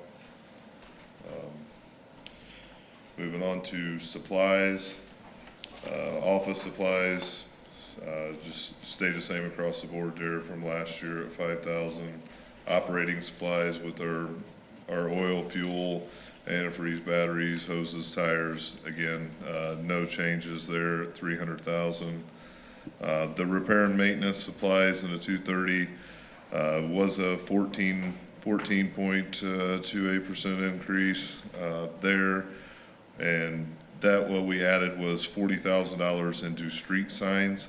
We've actually started training a new person in the last month. Our street signs, we were just a little bit short on personnel to be able to get through all that with, working on street signals, street lighting, everything else goes on along with that, and that whole realm of things. So we've added another person, got another truck set up that we already had, so adding $40,000 there to help with keeping 2 people busy with supply and maintenance and on the signs and materials, and hopefully that's going to make a huge dent in our street sign program for the future here. Other supplies, meals for emergency workers, again, with snow plowing, very similar to what Larry was talking about, no changes there, keeping that the same as well. Professional services under other services and charges, do have quite an increase, here. One of the things we want to change to get it is the trash routes. Would like to get a consulting firm to kind of draw up some new potential trash routes, as well as with the future annexations, maybe future stops that may come with the city growing. If you use Center Street for an example, just Center Street alone from the street department down to Argonne, it's 5 different trash days. So no matter what day you go down through Center Street, you're seeing trash cans out on Center and Market Street, Clark Street, Fort Wayne. There's multiple ones that are the same. So getting somebody that really has the know-how in to kind of help us with redrawing those to kind of make that a little bit better and a little better presentation for our whole city is a definite goal there. Also have some, probably some consulting into some facility changes, stuff like that, for the future in that as well. So that's the 34% increase you're seeing, right there. Communication, transportation, no change there, staying at the 38,000. Utility services, we did add an increase of $5,000. Keep hearing it, gas, electric, everything is going to go up with the whole COVID process. So we did put a $5,000 increase in that as well. Down in repairs and maintenance, we do have one small change, went up about 3.7%. That was with our brush grinding, leaf grinding, and grinding up the concrete. Last year we had 26,000 budgeted. It ended up being about $39,800 is what it actually cost. So had upped that to $40,000 this year, but that's the only change there. Went down to rentals, keeping up with our equipment, uniforms, stuff like that is still the same, $75,000 there. Debt services, that was our yearly payment on the radios and stuff that we had purchased for all the vehicles. Those are now paid off, so that's 100% down in that category. Our other services and charges for the landfill, a little bit of increase there. Our trash has been running heavy. Last month, the last council meeting, when we made the appropriation, we had to put some actual, a little bit more funding into the trash fee. Things have been a little bit heavier, so put a little bit more there. Recycling is going up. And also we do have some software updates, is where you see down at the antivirus and Elements Right Stuff deal. That was a significant increase, but next year starts the payment of doing those updates. Moving on to capital outlays. And we have in there 2 new single axle plow trucks, $207,000 a piece. Something Jeff was very good about, my predecessor, on getting us new trucks and stuff in. A lot of our Sterlings that we have been using are 2008 models, so this keeps us in the rotation. Hopefully this is will be the last year, and I plan on taking a break from these, because this will give us 9 new plow trucks. So look at this being one of the last year for that big expense, for a few years anyway. 2 new follow trucks at $55,000 a piece. These are the follow trucks that run around, pick up all the brush, yard waste and stuff that follow the trash route. They're 2012 models. Both those are over 100,000 miles on those trucks, so they need to be rotated down. Actually looking at putting a more of an aluminum dump bed with different sides on it that actually fold down. A lot of our employees have experienced back issues and stuff throwing these heavy bags up over the top, so trying to get something that they can actually fold the sides down, save them at least 1.5 feet of throwing it under. So just looking at some different designs, got some estimates and stuff there, so something that'll be handy, a little more user friendly for the folks that are doing that. Have on here a new one-arm garbage truck as well at $272,000. This year, the one arm that we have has started experiencing some just wear and tear that items that is getting very costly to replace at times. With this garbage truck, my plan is would not be to trade the one that we have in now, but keep it, take this new one, run it 3 days a week, run our old one still 2 days a week to hopefully extend the life out on both of them, is the ultimate goal.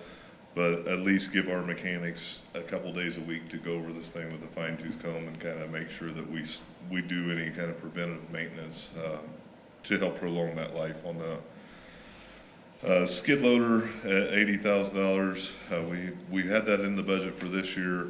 We ended up finding the one-arm leaf vacuum, so we took that out to purchase that, which is going to be a fantastic tool. So do have that back in there. We have a couple skid loaders that are just a little older. I mean, they're 10 years old. They've been used pretty much every day.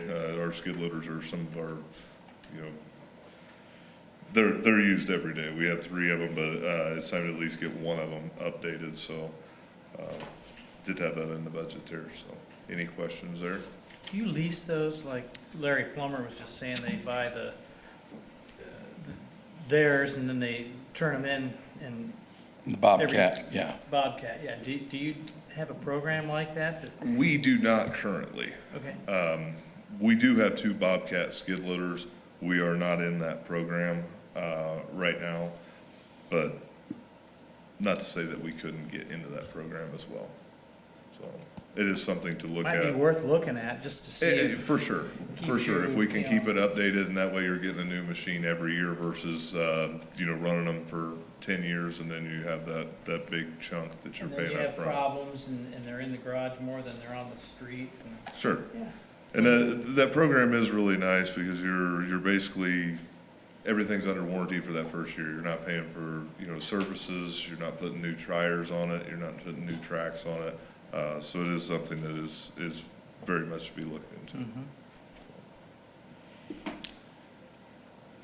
So the total budget in the general budget there was $5,508,798, which is a 2.5% increase from prior year. Questions? It's not a bad number. I know we talked with the annexation, the large footprint in the city and the increase in trash routes and street maintenance and so forth, and the unfortunate downward pressure on our MVH and LRS funds. I think this is remarkable that this budget. When you consider, wasn't it 10% we increased the size of the lane miles in the city when we did all this annexation? Yeah, I don't know the exact amount, but I'm sure Dustin does. I believe it was 10%.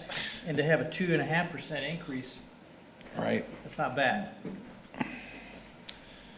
So, any further questions? Josh or Jeff? All right, let's move on. Wheel tax, tab 200. Okay, 200. This one would be pretty straightforward. In our repair and maintenance supplies at 230, which is us doing the work, at 150,000 there. The repairs and maintenance on, street work is what I'm paying somebody else to do, bringing contractors in at 360 at 175,000 for a total of $325,000, up from 300,000 last year. We looked through what we actually took in last year. It was around 345,000, so just using a little bit more of that, those funds coming in. So that was the only change there. Any questions on that one?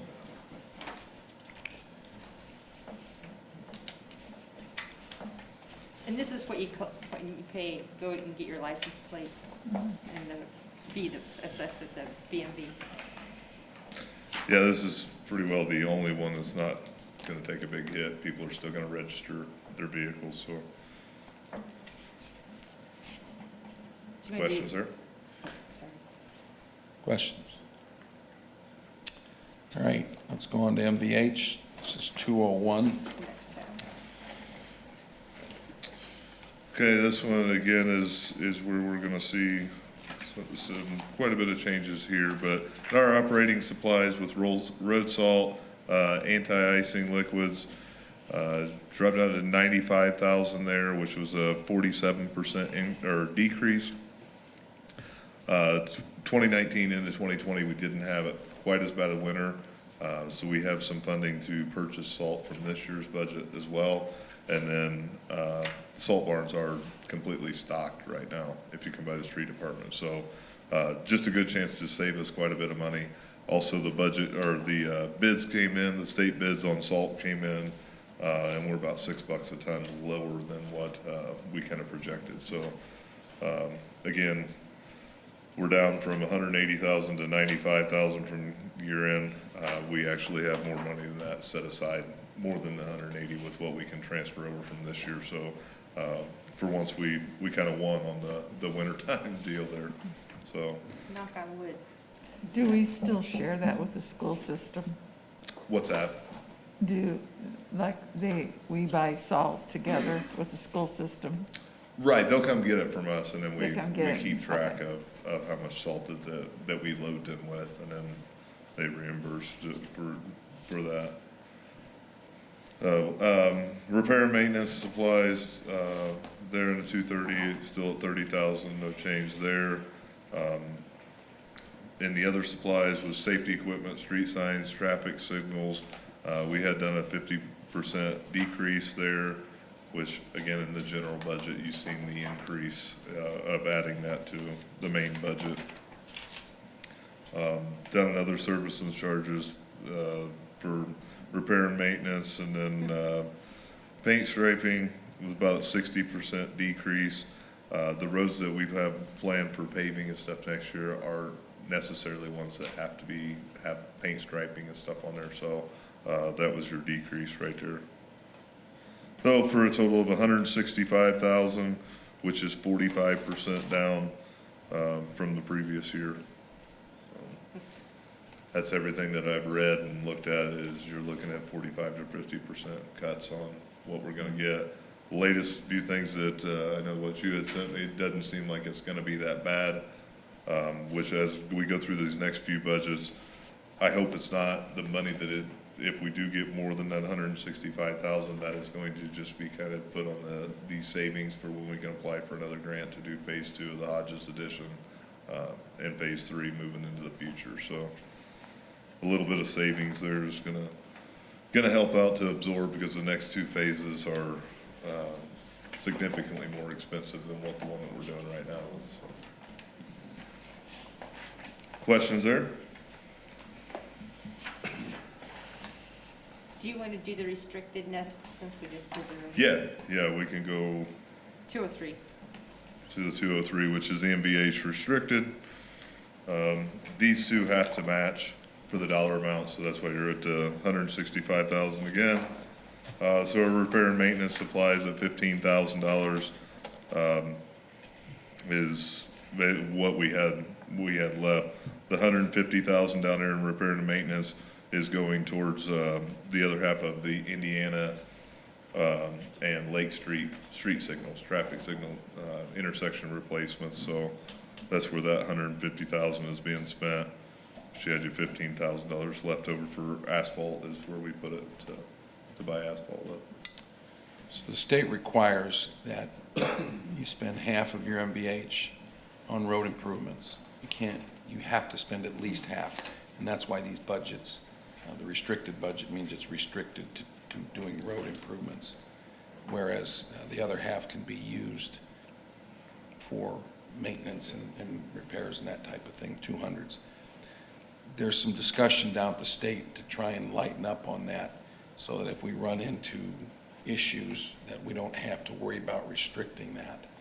But that is to be determined and may come sooner than later. So, we're facing a couple problems.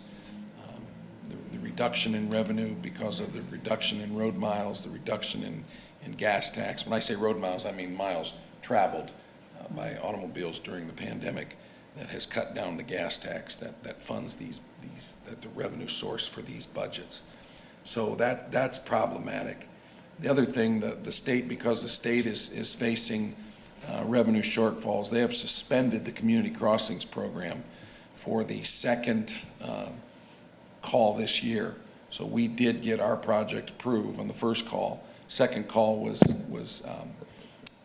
they say they're putting it on pause, but there's a potential those funds could be repurposed away from roads.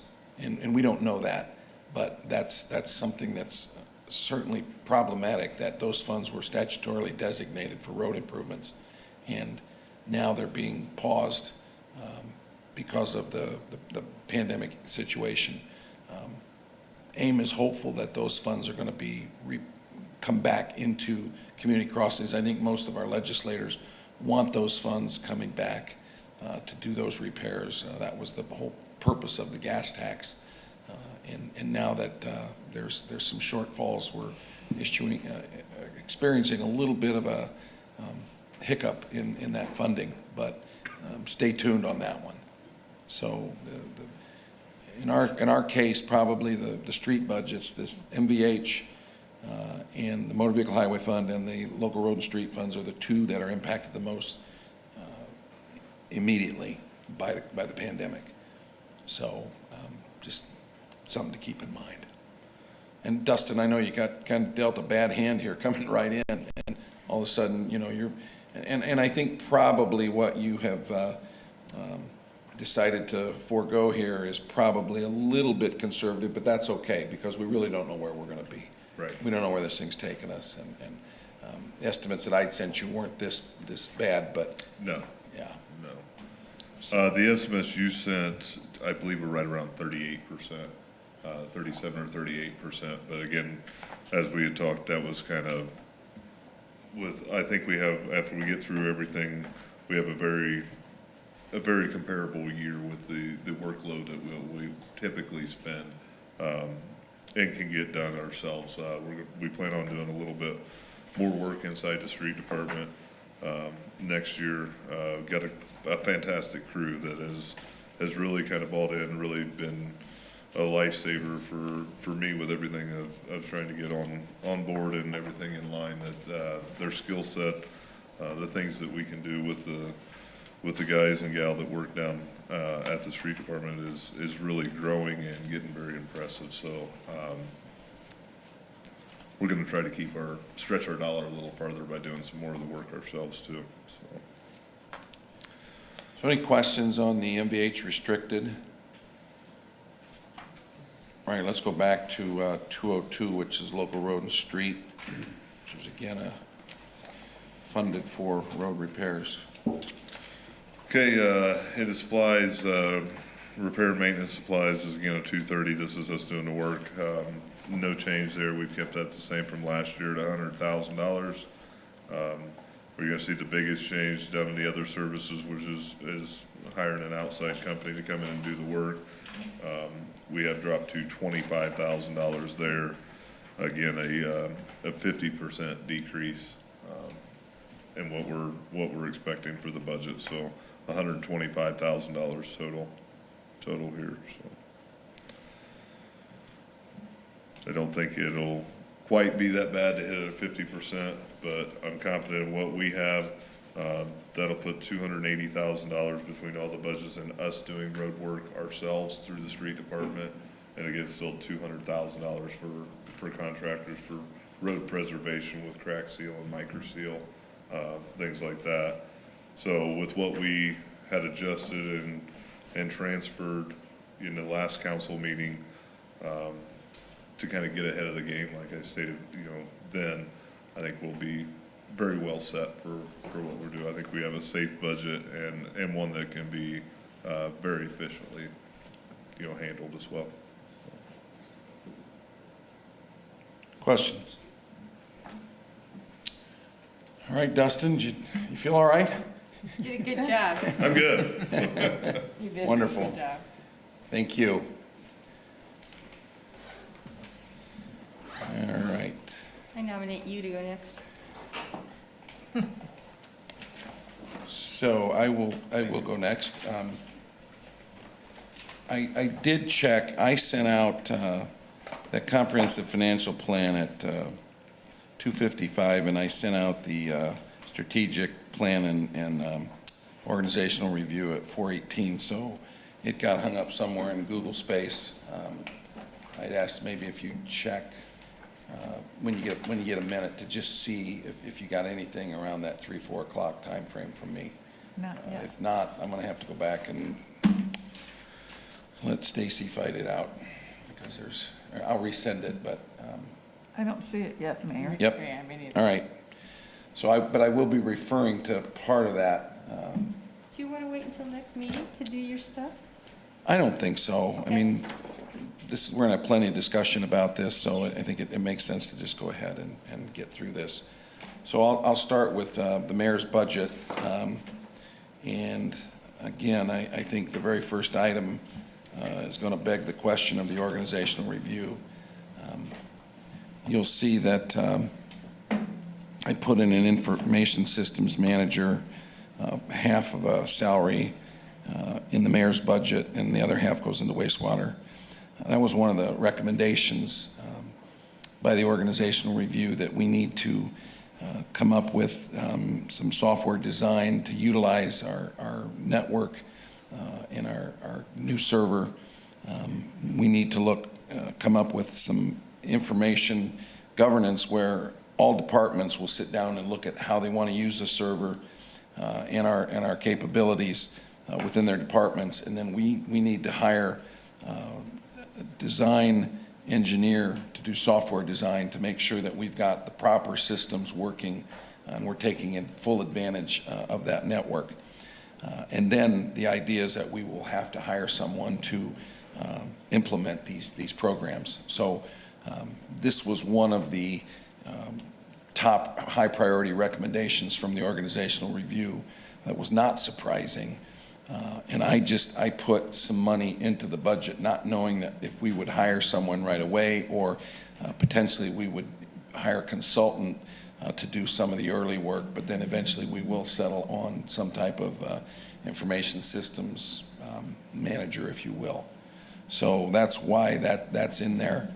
The rest of the budget is pretty much, my budget is pretty much flat. So salaries are, again, 1%. Increase minus the extra pay from 2020. Medical insurance is up 15%. And again, the big increase there is that we added that next employee. So personal services is up 34%, $211,000, again, because of that addition. And again, once I get that information out to you, we're gonna start going through that and looking at it. I know, Jack, you've had a chance. You sat in with our, I've reviewed that review with our financial group, which would be Lynn, Jeremy, Jack, and myself, and we've looked at the recommendations. I went through with the department heads today the recommendations as well, and there was pretty obvious that Baker Tilly hit the nail on the head with their 10 recommendations. And we'll talk probably about a few more of them as I move ahead here, but this was number 2 to me as far as the priority goes. So in supplies, it stayed the same. Other services and charges, looks like we're up 5%, and that was probably increase communication and transportation, primarily communication.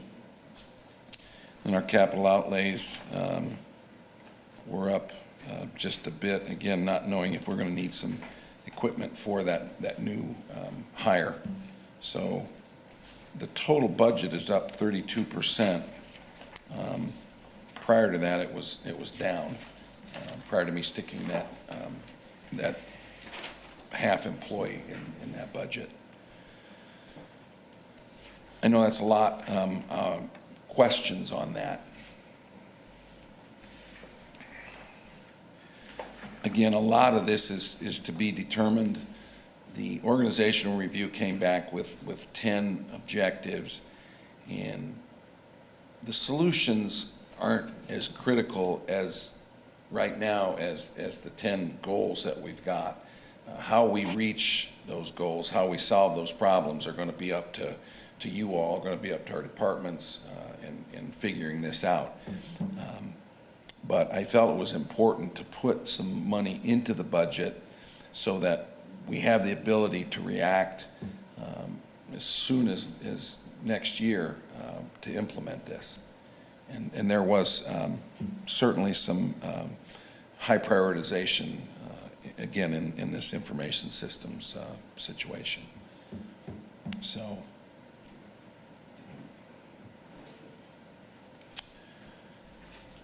Okay. I think it makes sense. I mean, every large organization has that kind of a person, and we've just been trying to, you know, get people to help us and people to fill in, and I think it would be good to have a central person and set some protocol and have people doing things the same way, and I think it would be helpful. Well, you all have funded a significant investment in our hardware. Yes, we in our have. server. Need to use it And now. I think Jack's the one that said it at our, Jack, how'd you say that? We got a new car and now we got to figure out how to drive it. Yeah, we got a Porsche, but we're driving it like a Chevy. Yeah. That's a good example. And our department heads have come up with some pretty significant approaches as far as software and what they want to do. We just need to formalize that and make sure that the other part of this is that those systems integrate well with each other. Right. And that we're not all over the map. You know, we've got 10 departments that are going to have different needs. There's asset management software that will work across the board, but there are specific applications that we need that expertise. We need somebody that's been in a municipality before, that's got the horsepower that we've got, and be able to set the system up so that it works for what we want it to do. Yeah. And we're not spinning our wheels and, you know, 5-10 years, it's now time to redo it, and we never got what we thought we needed to get out of it.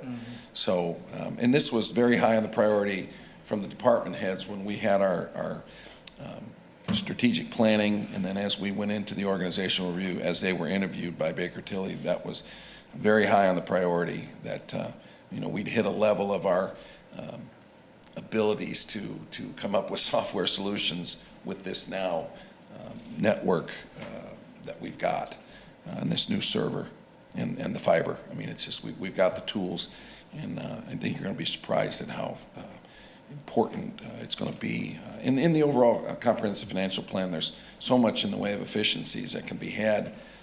I know Jeremy's talked about doing a digital permitting process that would certainly have helped through COVID. And again, that's the type of efficiencies that we're looking for, and the application for, you know, we've got the ability to do it. Now we need to find the right software. So that's probably one good example on that. I think the integration is so important that a lot of times you don't even realize it until after you've done it. You know, the city, the size that we are, with the different departments that we've got, it's amazing sometimes after you get something in place like this, how what one department figures out how to do, 3 others can be learning from that and even expanding on it. The synergy is just, it's amazing when you get something like this going. So that is without a doubt, you know, very key to efficient government, I think, as we go forward. And what really precipitated the need for this new server was the ability to shift GIS files across departments, these large files. And, you know, we've got such a sophisticated capability with the GIS tool, but they either had to get a thumb drive or take, you know, a couple hours to shoot a file from the GIS over to the utility, for example. So it obviously makes sense to continue on with this. I mean, I don't want to beat this too hard, but I think once you all get a copy of the organizational review, you'll see the most important part of that is for department heads to sit down and decide what they want this technology to do. And we hire a consultant to give us a blueprint to do that, and then we will hire an employee that can implement this software. So. Will that be a permanent full-time employee. It's not just come in this year, set it up and leave. It's somebody who's gonna stay. No. Okay. We'll utilize a consultant for that expertise. That way we don't have to hire you'd have to hire a very high-level person to be able to do that internally. So, as far as design it, once we get it designed and set up, then there's a possibility that, we can get somebody that's got some experience with software implementation that can do it. Josh Finch, I know this is kind of your bailiwick. Are you listening? Do you have any comments? Yeah, sure. I do think if done and done right, the efficiency that it can bring will pay for itself 5-10 times over potentially over the course of time. When you can really, and I can't give specific examples necessarily, but when you can, Jack, I think you brought it up as well, get 3 or 4 or 5 different departments all moving in the same direction, doing the same thing, sharing documents across departments. It's gonna, things will speed up, things will get done more quickly. I think it's a great idea. I'm glad it's getting looked into. And yeah, I mean, there are a lot of good consulting firms out there, I think, that can do what we're looking for, and then it would be easily managed internally by a person or maybe keep a company on retainer. But yeah, I mean, as far as a benefit to the city and to the employees, I think it's an excellent idea. And like I said, I think it's one that could, it's a little bit to bite off here, and there's a big capital investment, but I think it's something that could pay for itself multiple times over if utilized correctly. Well, I think Jeremy touched on it in our meeting as well, in that some information is being entered into our systems at least twice by different departments, the same information. And 1, it's inefficient. 2, you're opening yourself up for a lot more error that way as well. So there's a lot to be recouped from this. Thanks, Jack. All right, let's move on to the council budget. If there's no other questions, and that would be 5. So I'll go back to the budget explanatory sheet. I apologize, on the mayor's budget, I cut off the 2020 column. I just put the change in the 2021, so I can certainly provide that. This council budget shows what the budget was last year, the change, and then what the budget is this year. So the 1% increase is shown in salaries and wages. Here's an example where 15% increase in the medical insurance only resulted in a 1% increase over what was proposed last year for the reasons I talked about. So at the end of the day, personal services is at 0%.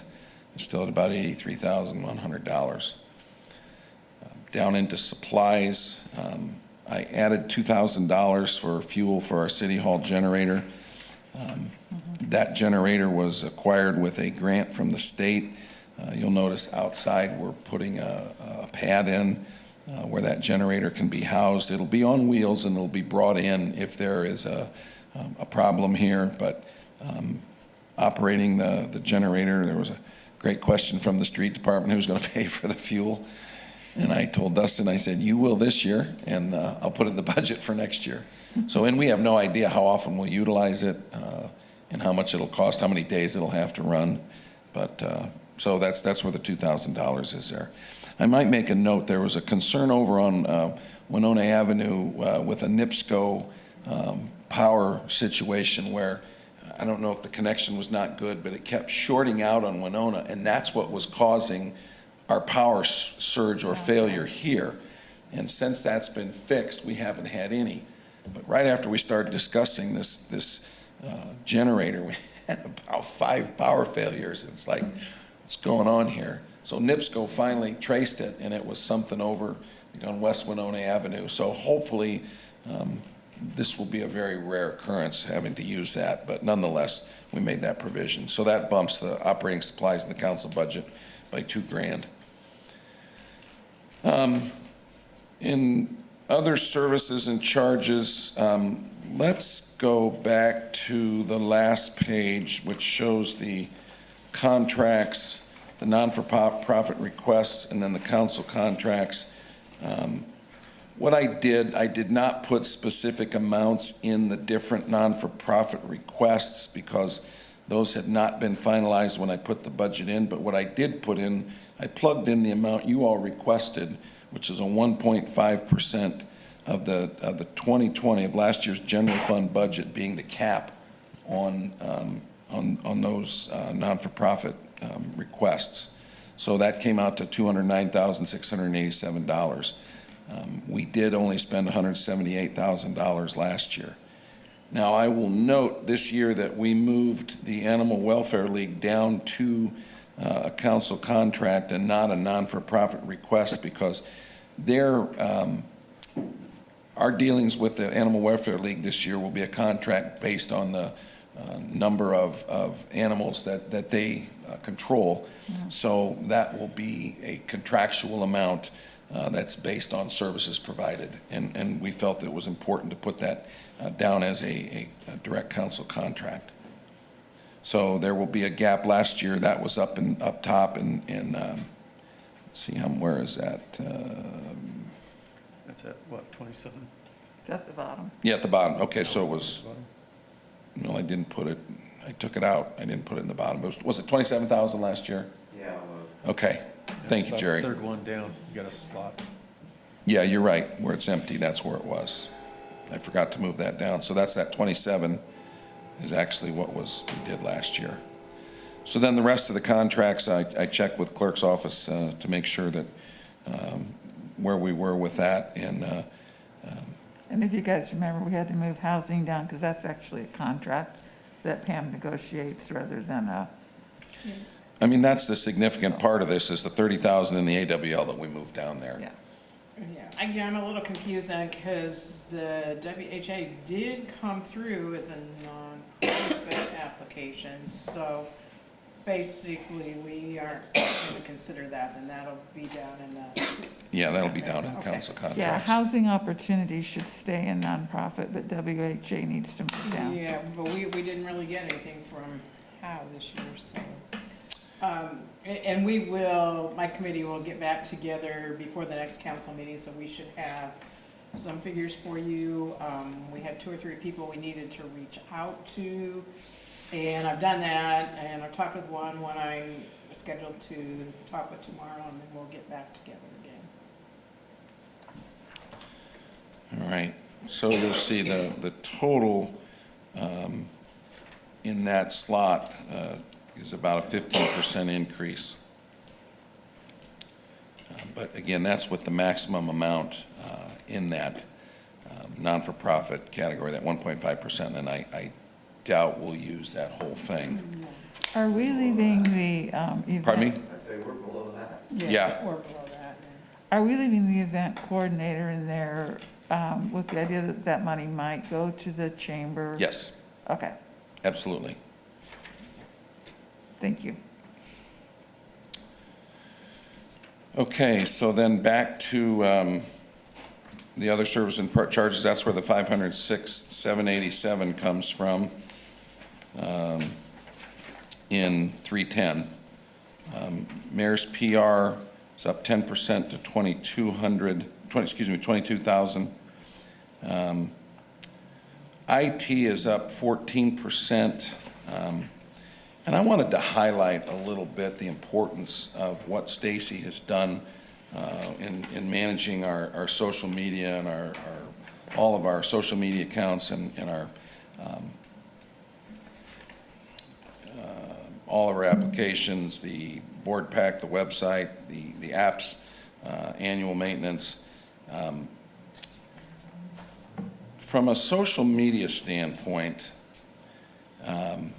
as of today, now remember, we started with social media 4 years ago when we did, about 4.5 years ago.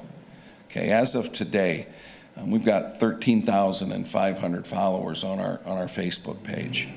So in 4.5 years, we have grown that information source to our community significantly. And the way Stacy explained it to me, and I'm not a social media guru, but then those engagements that result from those 13,556 people resulted in the second quarter last year in over 500,000 engagements. So people that were following our page connected with other people, and we had a significant presence of followers. And those are people that are actively following our content, the 13,500, and that's as of today.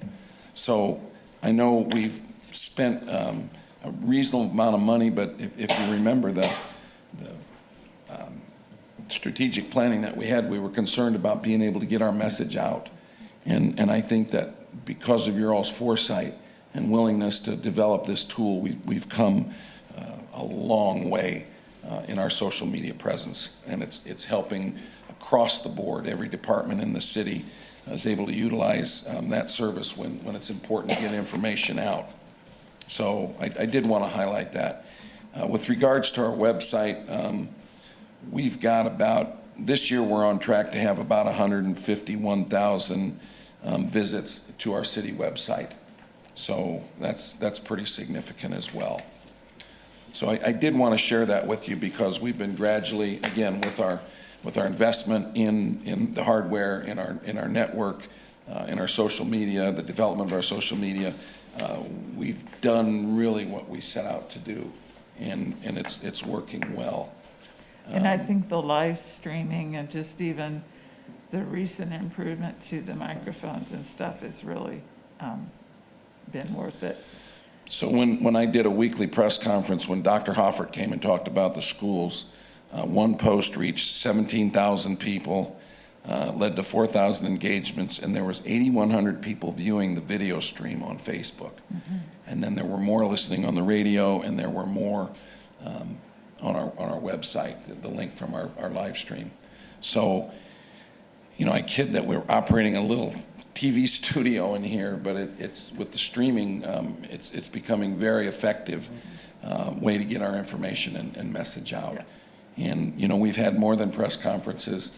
We've tried to utilize that streaming for other purposes, and I think we'll continue to develop that. But, you all had the foresight to get that started, and I know that we've spent quite a bit in quality audio system as well as a good camera. The Boxcast has performed superbly, and I want it to be understood how critical that commitment has been, and how you talk about reaping your investment over a period of time. I don't think there's any question that we're fortunate that way. So with that being said, our IT, communication and transportation in the 300s is up, it's about $6,000 this year, a total of 14%. We're instructed to increase our liability insurance 15%. We don't know where that's going to come out, but that nonetheless is also another significant increase in our other services and charges.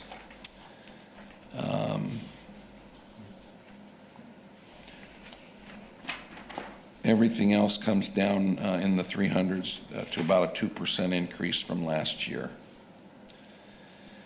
We left some money in for IT upgrades, be it a website update and any network improvements that we may need to make. We don't feel that that's going to be a problem with the new equipment that we've got, but we did put some money in there for any upgrades that need to come along, and that amount has stayed the same as last year.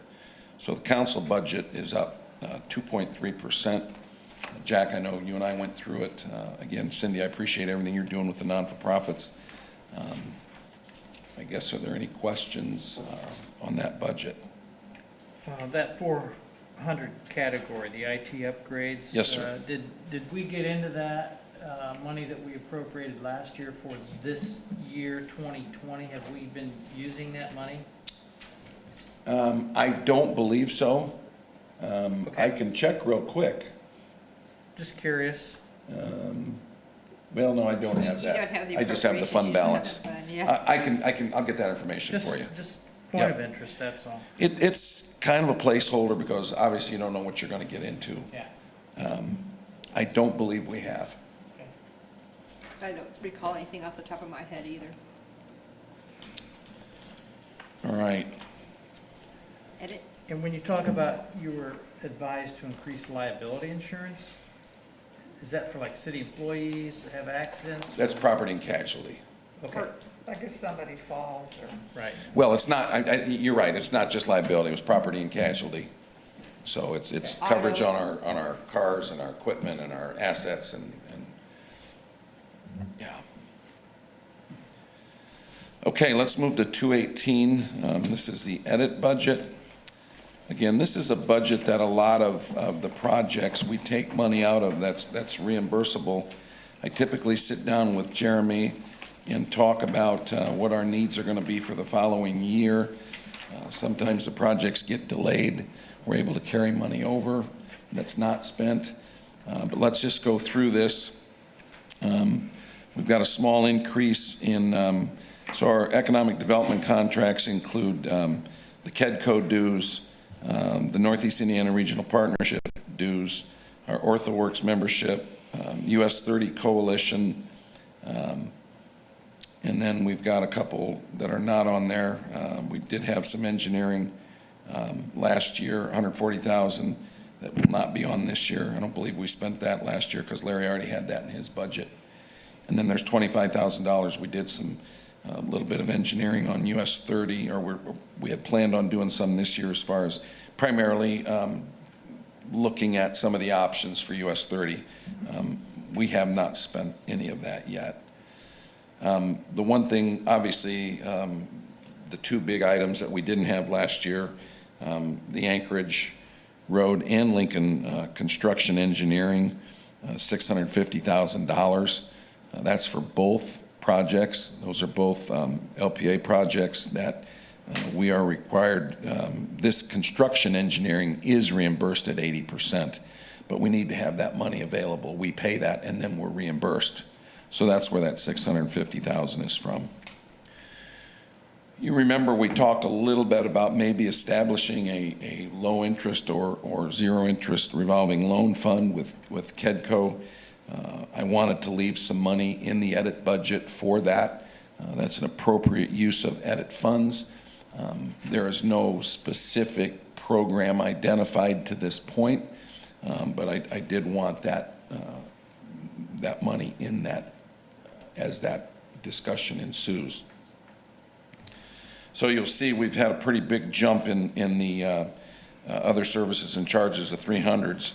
But again, 650,000 of that is coming from, the majority of that's coming from the Anchorage Road Lincoln construction engineering, which will be reimbursable.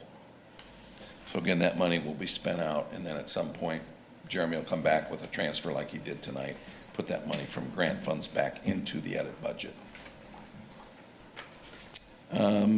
Capital outlays, basically just placeholders. For park offices, relocation, the workforce housing project support. Again, nothing's been specifically identified. I left in those numbers from this year. We haven't spent, I don't believe we've spent anything out of either one of those, unless Jeremy has used some for. We did an engineering for the park offices. Yeah, but I don't know if that came out of these. I'd have to look. And then our fiscal plan obligation for the wastewater treatment plant, the 2001, that obligation runs for another few years. And that was a pledge that the edit made to the wastewater treatment plant when that was built 20 years ago. So that shows a 40% increase in the budget. I have shown at the bottom what the fund balance was January 1st of 2020 on the right side there, looking at what we had budgeted for this year versus what the anticipated revenue was. And then if you go down, you'll see our fund balance at the end of the year. If we spend what we said we were going to spend and our revenue is what we anticipated, we'll be at $3 million, 3.013 then applied that to next year, looked at the anticipated 2.2 spending there with the 1.1 anticipated revenue, and that takes our balance down to 1.8. Again, that's having the ability to have those funds available when projects come up, when we have to act on opportunities that we get, if you will, if we need to make moves with incentives, if we need funds for projects, be it reimbursable, and other economic benefits for the community. So I know that's a big budget with a pretty, a little bit different than it was last year. So I'll take questions on that.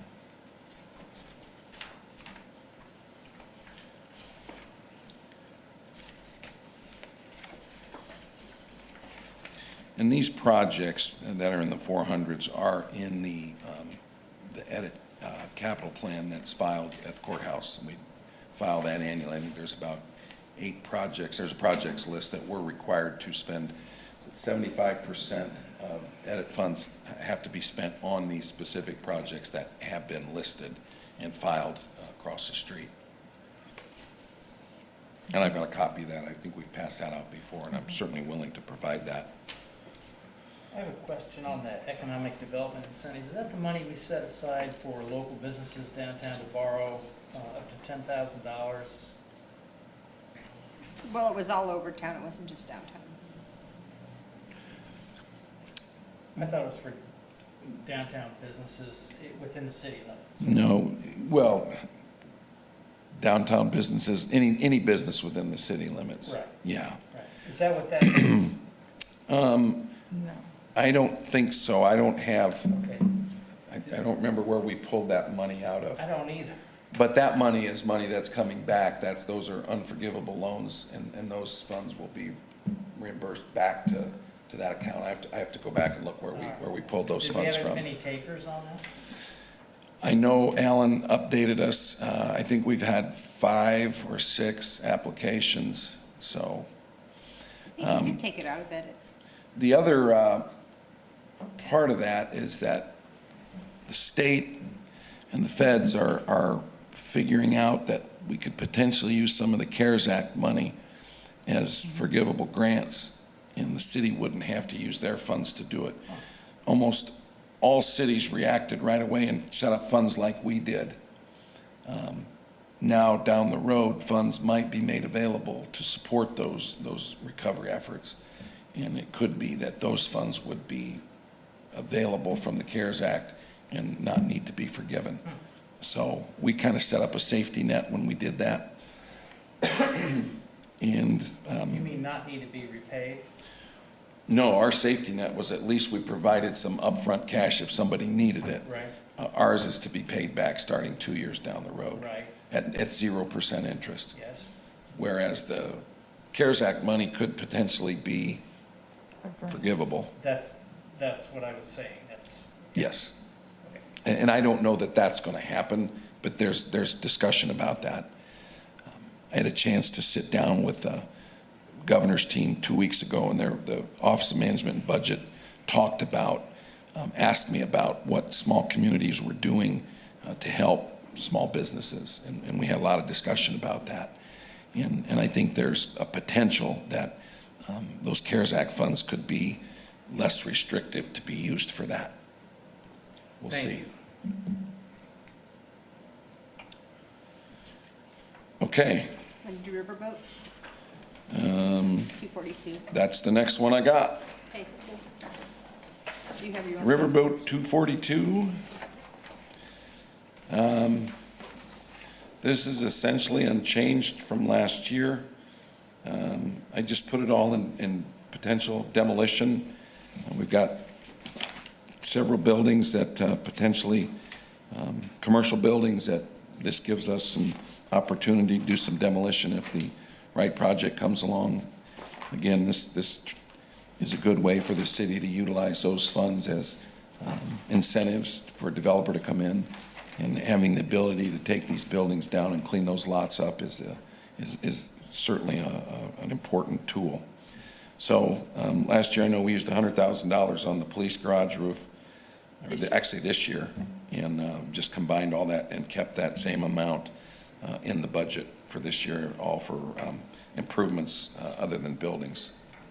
Is that the same then too under 49, you have the 300 North Bridge project? Did you just sort of like keep that as a placeholder because isn't that finished? Or is there something? No, else? there's nothing in there.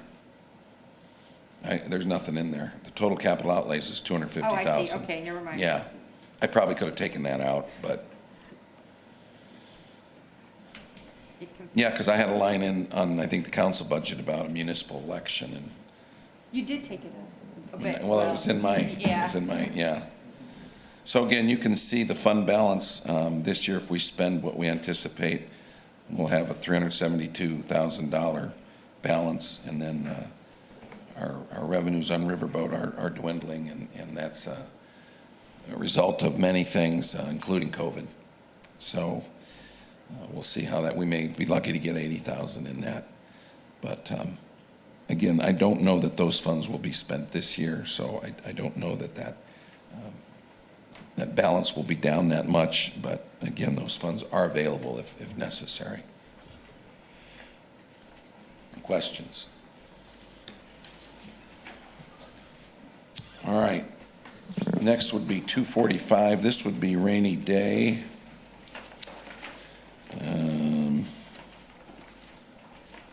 There's nothing on mine. On 310, 245. 245. You guys don't have the tab in your book? You have the tab, but it's totally blank. Well, it's a rainy day, isn't it? Yeah. It's under professional services. You don't have 310. anything under there? There's nothing in No, there. they're blank. Okay. There's the Wait a form. minute, no, there is 310. Oh, the form's in there, No, but it's But like there's on no the, explanation sheet. Yeah, professional services is in there for 500,000, Yeah. that's all. Yeah, that's it. Oh, okay. Hard to see. It's hiding on the second to last page. So we'll call that another placeholder. We're not sure what's going to happen. One of the bullet points in our organizational review is that we need to look at our facilities. We've got some issues with the street department building. It's an old building, and there are definitely some structural concerns. So again, we put a placeholder in there to potentially engineer that facility. Maybe next year, again, a placeholder. We'll certainly have the discussion before we spend that, but this gives us potentially that flexibility to act again on one of those recommendations, one of those priority recommendations in the organizational review. So, and we haven't used that budget in a while, so. All right, let's go to 402, which is Cume Capital Development. Remember, this is a tax-supported budget that has traditionally been used for stormwater repair, and it's pretty much staying the same this year. Again, you can look down at the bottom before we look at the detail and see what our fund balance is as of January 1st this year. Look at what we anticipate spending versus revenue. And you'll see what, if we do spend all those funds this year, what our balance would be on December 31st. And then again, look at what we're proposing and spending next year versus the anticipated revenue. And again, see what that does to our fund balance. So what we're trying to do is try and maintain those funds for stormwater projects, of which we have multitudes of. Actually increase the capital improvement project line in capital outlays another $100,000. So that budget did increase $100,000 from 705 in 2020 to 2021 805. But you can see what's happening to that balance. Those funds should be utilized for the intended purpose, and the stormwater projects that we've got on the books, we have to address these things. So I know we've talked about looking at increasing the stormwater fee. I know that was something that came out of our strategic plan. You all felt that that was something that we needed to look at. We've been working with our consultants to see how that might impact the ability to get some of these projects done in combination with these CCD funds. So again, that could take some of the pressure off the CCD because that's about all we've got when it comes to project funding. And that's the discussion we're going to have. The council's going to have to make a decision when it's time to seek that potential increase in the stormwater fee. As again, because of the nature of our community, we've just got issues with drainage and stormwater and erosion that we have to address. And I don't think there's any question about that. Mike? Our little committee with Cindy and Jerry and I did meet with James and Jeremy and Brian and Ryan, and we did meet, and they said they were working on formulating a plan, and that's been probably 8-10 weeks ago. I have not heard anything back from them. I don't know if they have formulated the plan or if they're ready to talk to us again, but I think they were waiting for the consultants to come back with some, yes, basically with some scenarios of if we raise, our 295, and again, you'll see this in our strategic plan, organizational review. Our 295 a month is one of the lowest in the state. I think Yes. the average is about 515 per month per residential unit. So there's a big gap there. And I think what they wanted to do was look at the differences in increase of that stormwater fee and how that would impact revenue and the ability to do some of these projects. So they're coming up with some options based on different proposed increases, starting at the 295 and maybe taking different steps up to somewhere around $5, $5.50 a ERU per month. yeah. Per residential unit. So that, I know, that information has come back, and I know that once that information is plugged into some of these projects, into their project list, that's when certainly they'll come back and make a recommendation to you all. And then that committee will determine when it's time to bring that to the council. Okay. Yeah. So, but that's something that, we talked about my stay of the city the day before everything happened, and obviously it's been, here we are in August, and I would have hoped that would have been done by now, but we all know why, and we're going to be careful about that, but it's certainly one of the high priorities, not only in the organizational review, but the comprehensive financial plan lists that as one of the major recommendations, so. Thank you. Yes. No, that's a good point, Mike, and thanks for updating the council on that committee. Who's on that committee? Jerry, Mike, and Cindy? Yeah. Okay, great. Well, I will make a note. We're ready anytime if they have something. Yeah, we had a good first meeting. We had a great first meeting. Okay.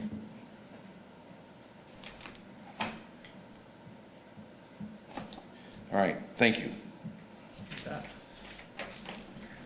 All right, so that's where we're at on CCD. Any questions on that? Lynn, I think that's it. Yay. So now it's your turn. Maybe best for last. Well, it's 8:30, so, I'll be done by 8:31. So my first tab is my budget for my department, and that's tab number 4.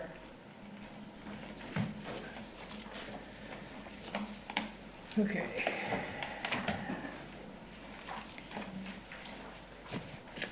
So as you can see from 20 to 21, in my salaries for employees, the 26 pays compared to the 24 pays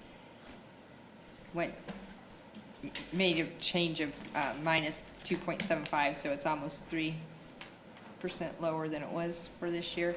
I cut down on my overtime because I don't really do much overtime, so that went down as well.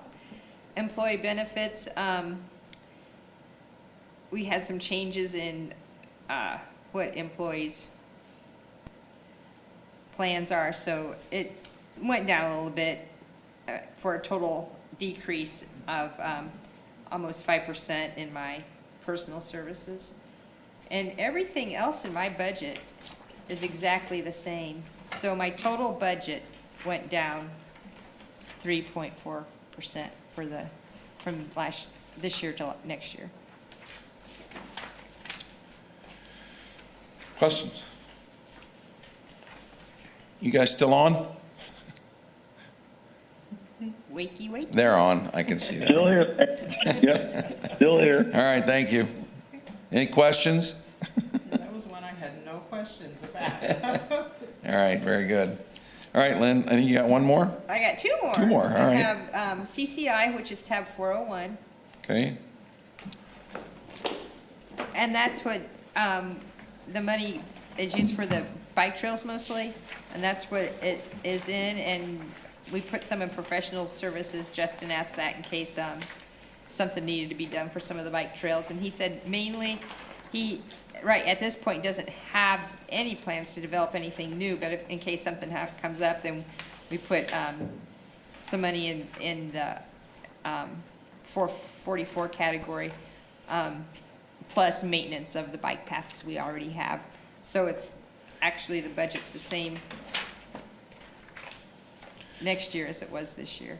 and I've instructed Justin, as we use these funds for the bike trail, to try and use these funds, try and leverage these funds with grants and other opportunities, and not just, it's not a lot amount to begin with, and he's done a really good job at that. Yes. So, again, that's the way they've worked, and that's not a big chunk of change coming from cigarette tax, but they've gotten a lot done, let's put it that way, with what they've had. And I'm very proud of the Ride Walk Committee for what they've done, how they've been able to leverage those funds. And then, are there any questions? Good. So then my last budget is the general bond budget, which is tab 307, and it is what it is. We have payments. I put the amortization schedule on there, reflecting our trustee fee in professional services, and then the principal and interest payments are in the debt service under 380. So the total budget for 2021 is $259,700, and if you remember, this is for fire station number 3. Fire station, right? Yeah. All right. Questions? Is it 831? That's 8:34. That's pretty good, Lynn. Well, thank you for all that presented tonight. I got most of them have taken off. Lynn, thank you. I know that we face a somewhat uncertain year, primarily with road funding. I know Dustin is doing the best he can and will continue to work through that. Again, remember that we're going from 27 pays to 26 pays this year. We're projecting a 15% increase in insurance, health insurance, although that's just pretty much our standard amount that and last year we had a 1% increase. So hopefully we'll be all right. I did want to make sure that I had gotten some dates, like I said, from Jeff. I again apologize that those documents didn't get to you today. You'll have plenty of time to review them, and Jeff's going to come down and go through them in a little bit of detail in a kind of a public workshop. So I think it'd be really important to try and maybe set aside an hour, hour and a half to sit down and do that. Hopefully this month as we head into the budget finalization, so that we all have an idea of where we're heading. And, you know, we had set this organizational review up so that we had some direction for the budget for next year. And we've now in our third year of the comprehensive financial plan, so that we can see where we're potentially headed and what our challenges are.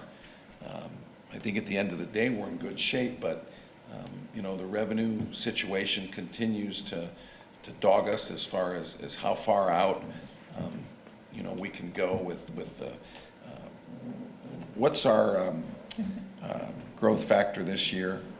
4.2%. So our levy that we went to the max last year on, and again, our tax rate was down 8 cents last year, 10 cents last year, went from 127, I think, to 118. I think that's in your book. Right, but the point is that we spent our entire levy, but with our expansion, we dropped our rate 9 cents last year. With a 4.4% growth factor, 4.2% growth factor, I gotta assume that we're gonna be able to make up some of that revenue that we need, that we're being limited with property tax caps on. So, and we'll get into that. That's kind of the evolving story as we head towards our December 1782 notice.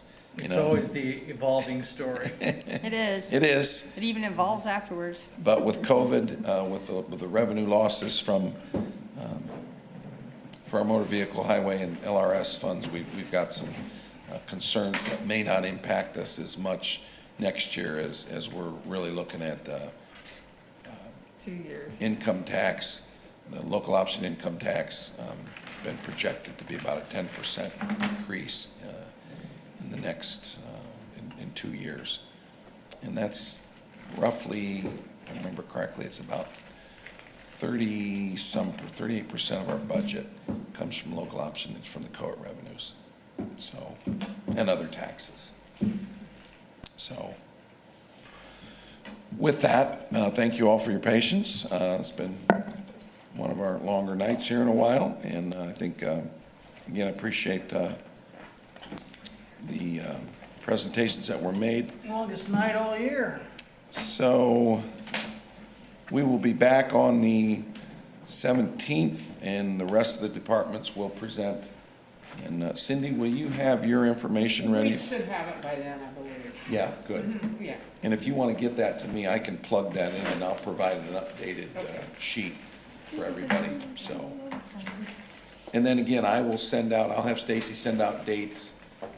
Does anybody have any objection to taking a Tuesday, Wednesday, or Thursday and towards the end of August and sitting down for an hour and a half with Jeff Rao and having him work through the comp financial plan? Wednesdays are about the only day that's, I've got.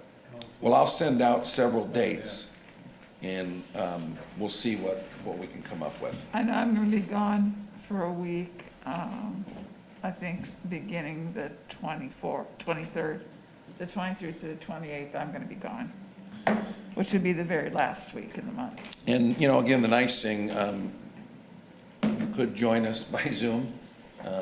Yeah. So that's the other real advantage here. The governor did extend the ability to do virtual meetings at least through, I think it's September 2nd.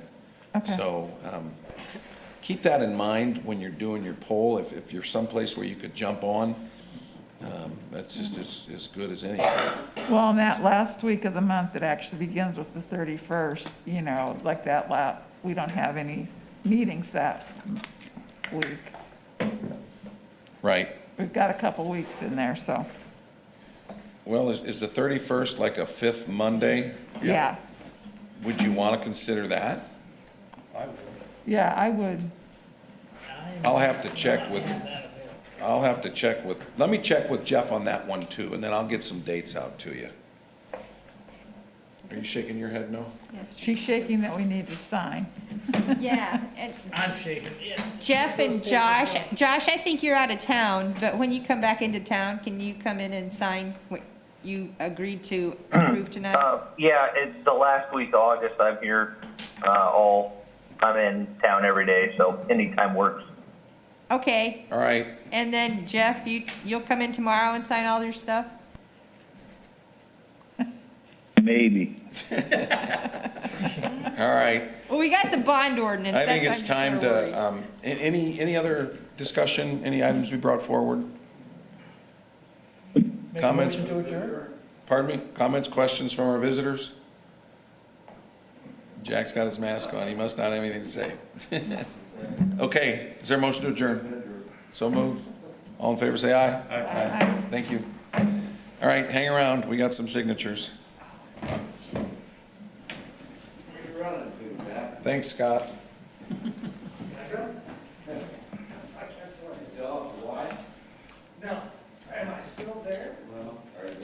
Mike, did you say you're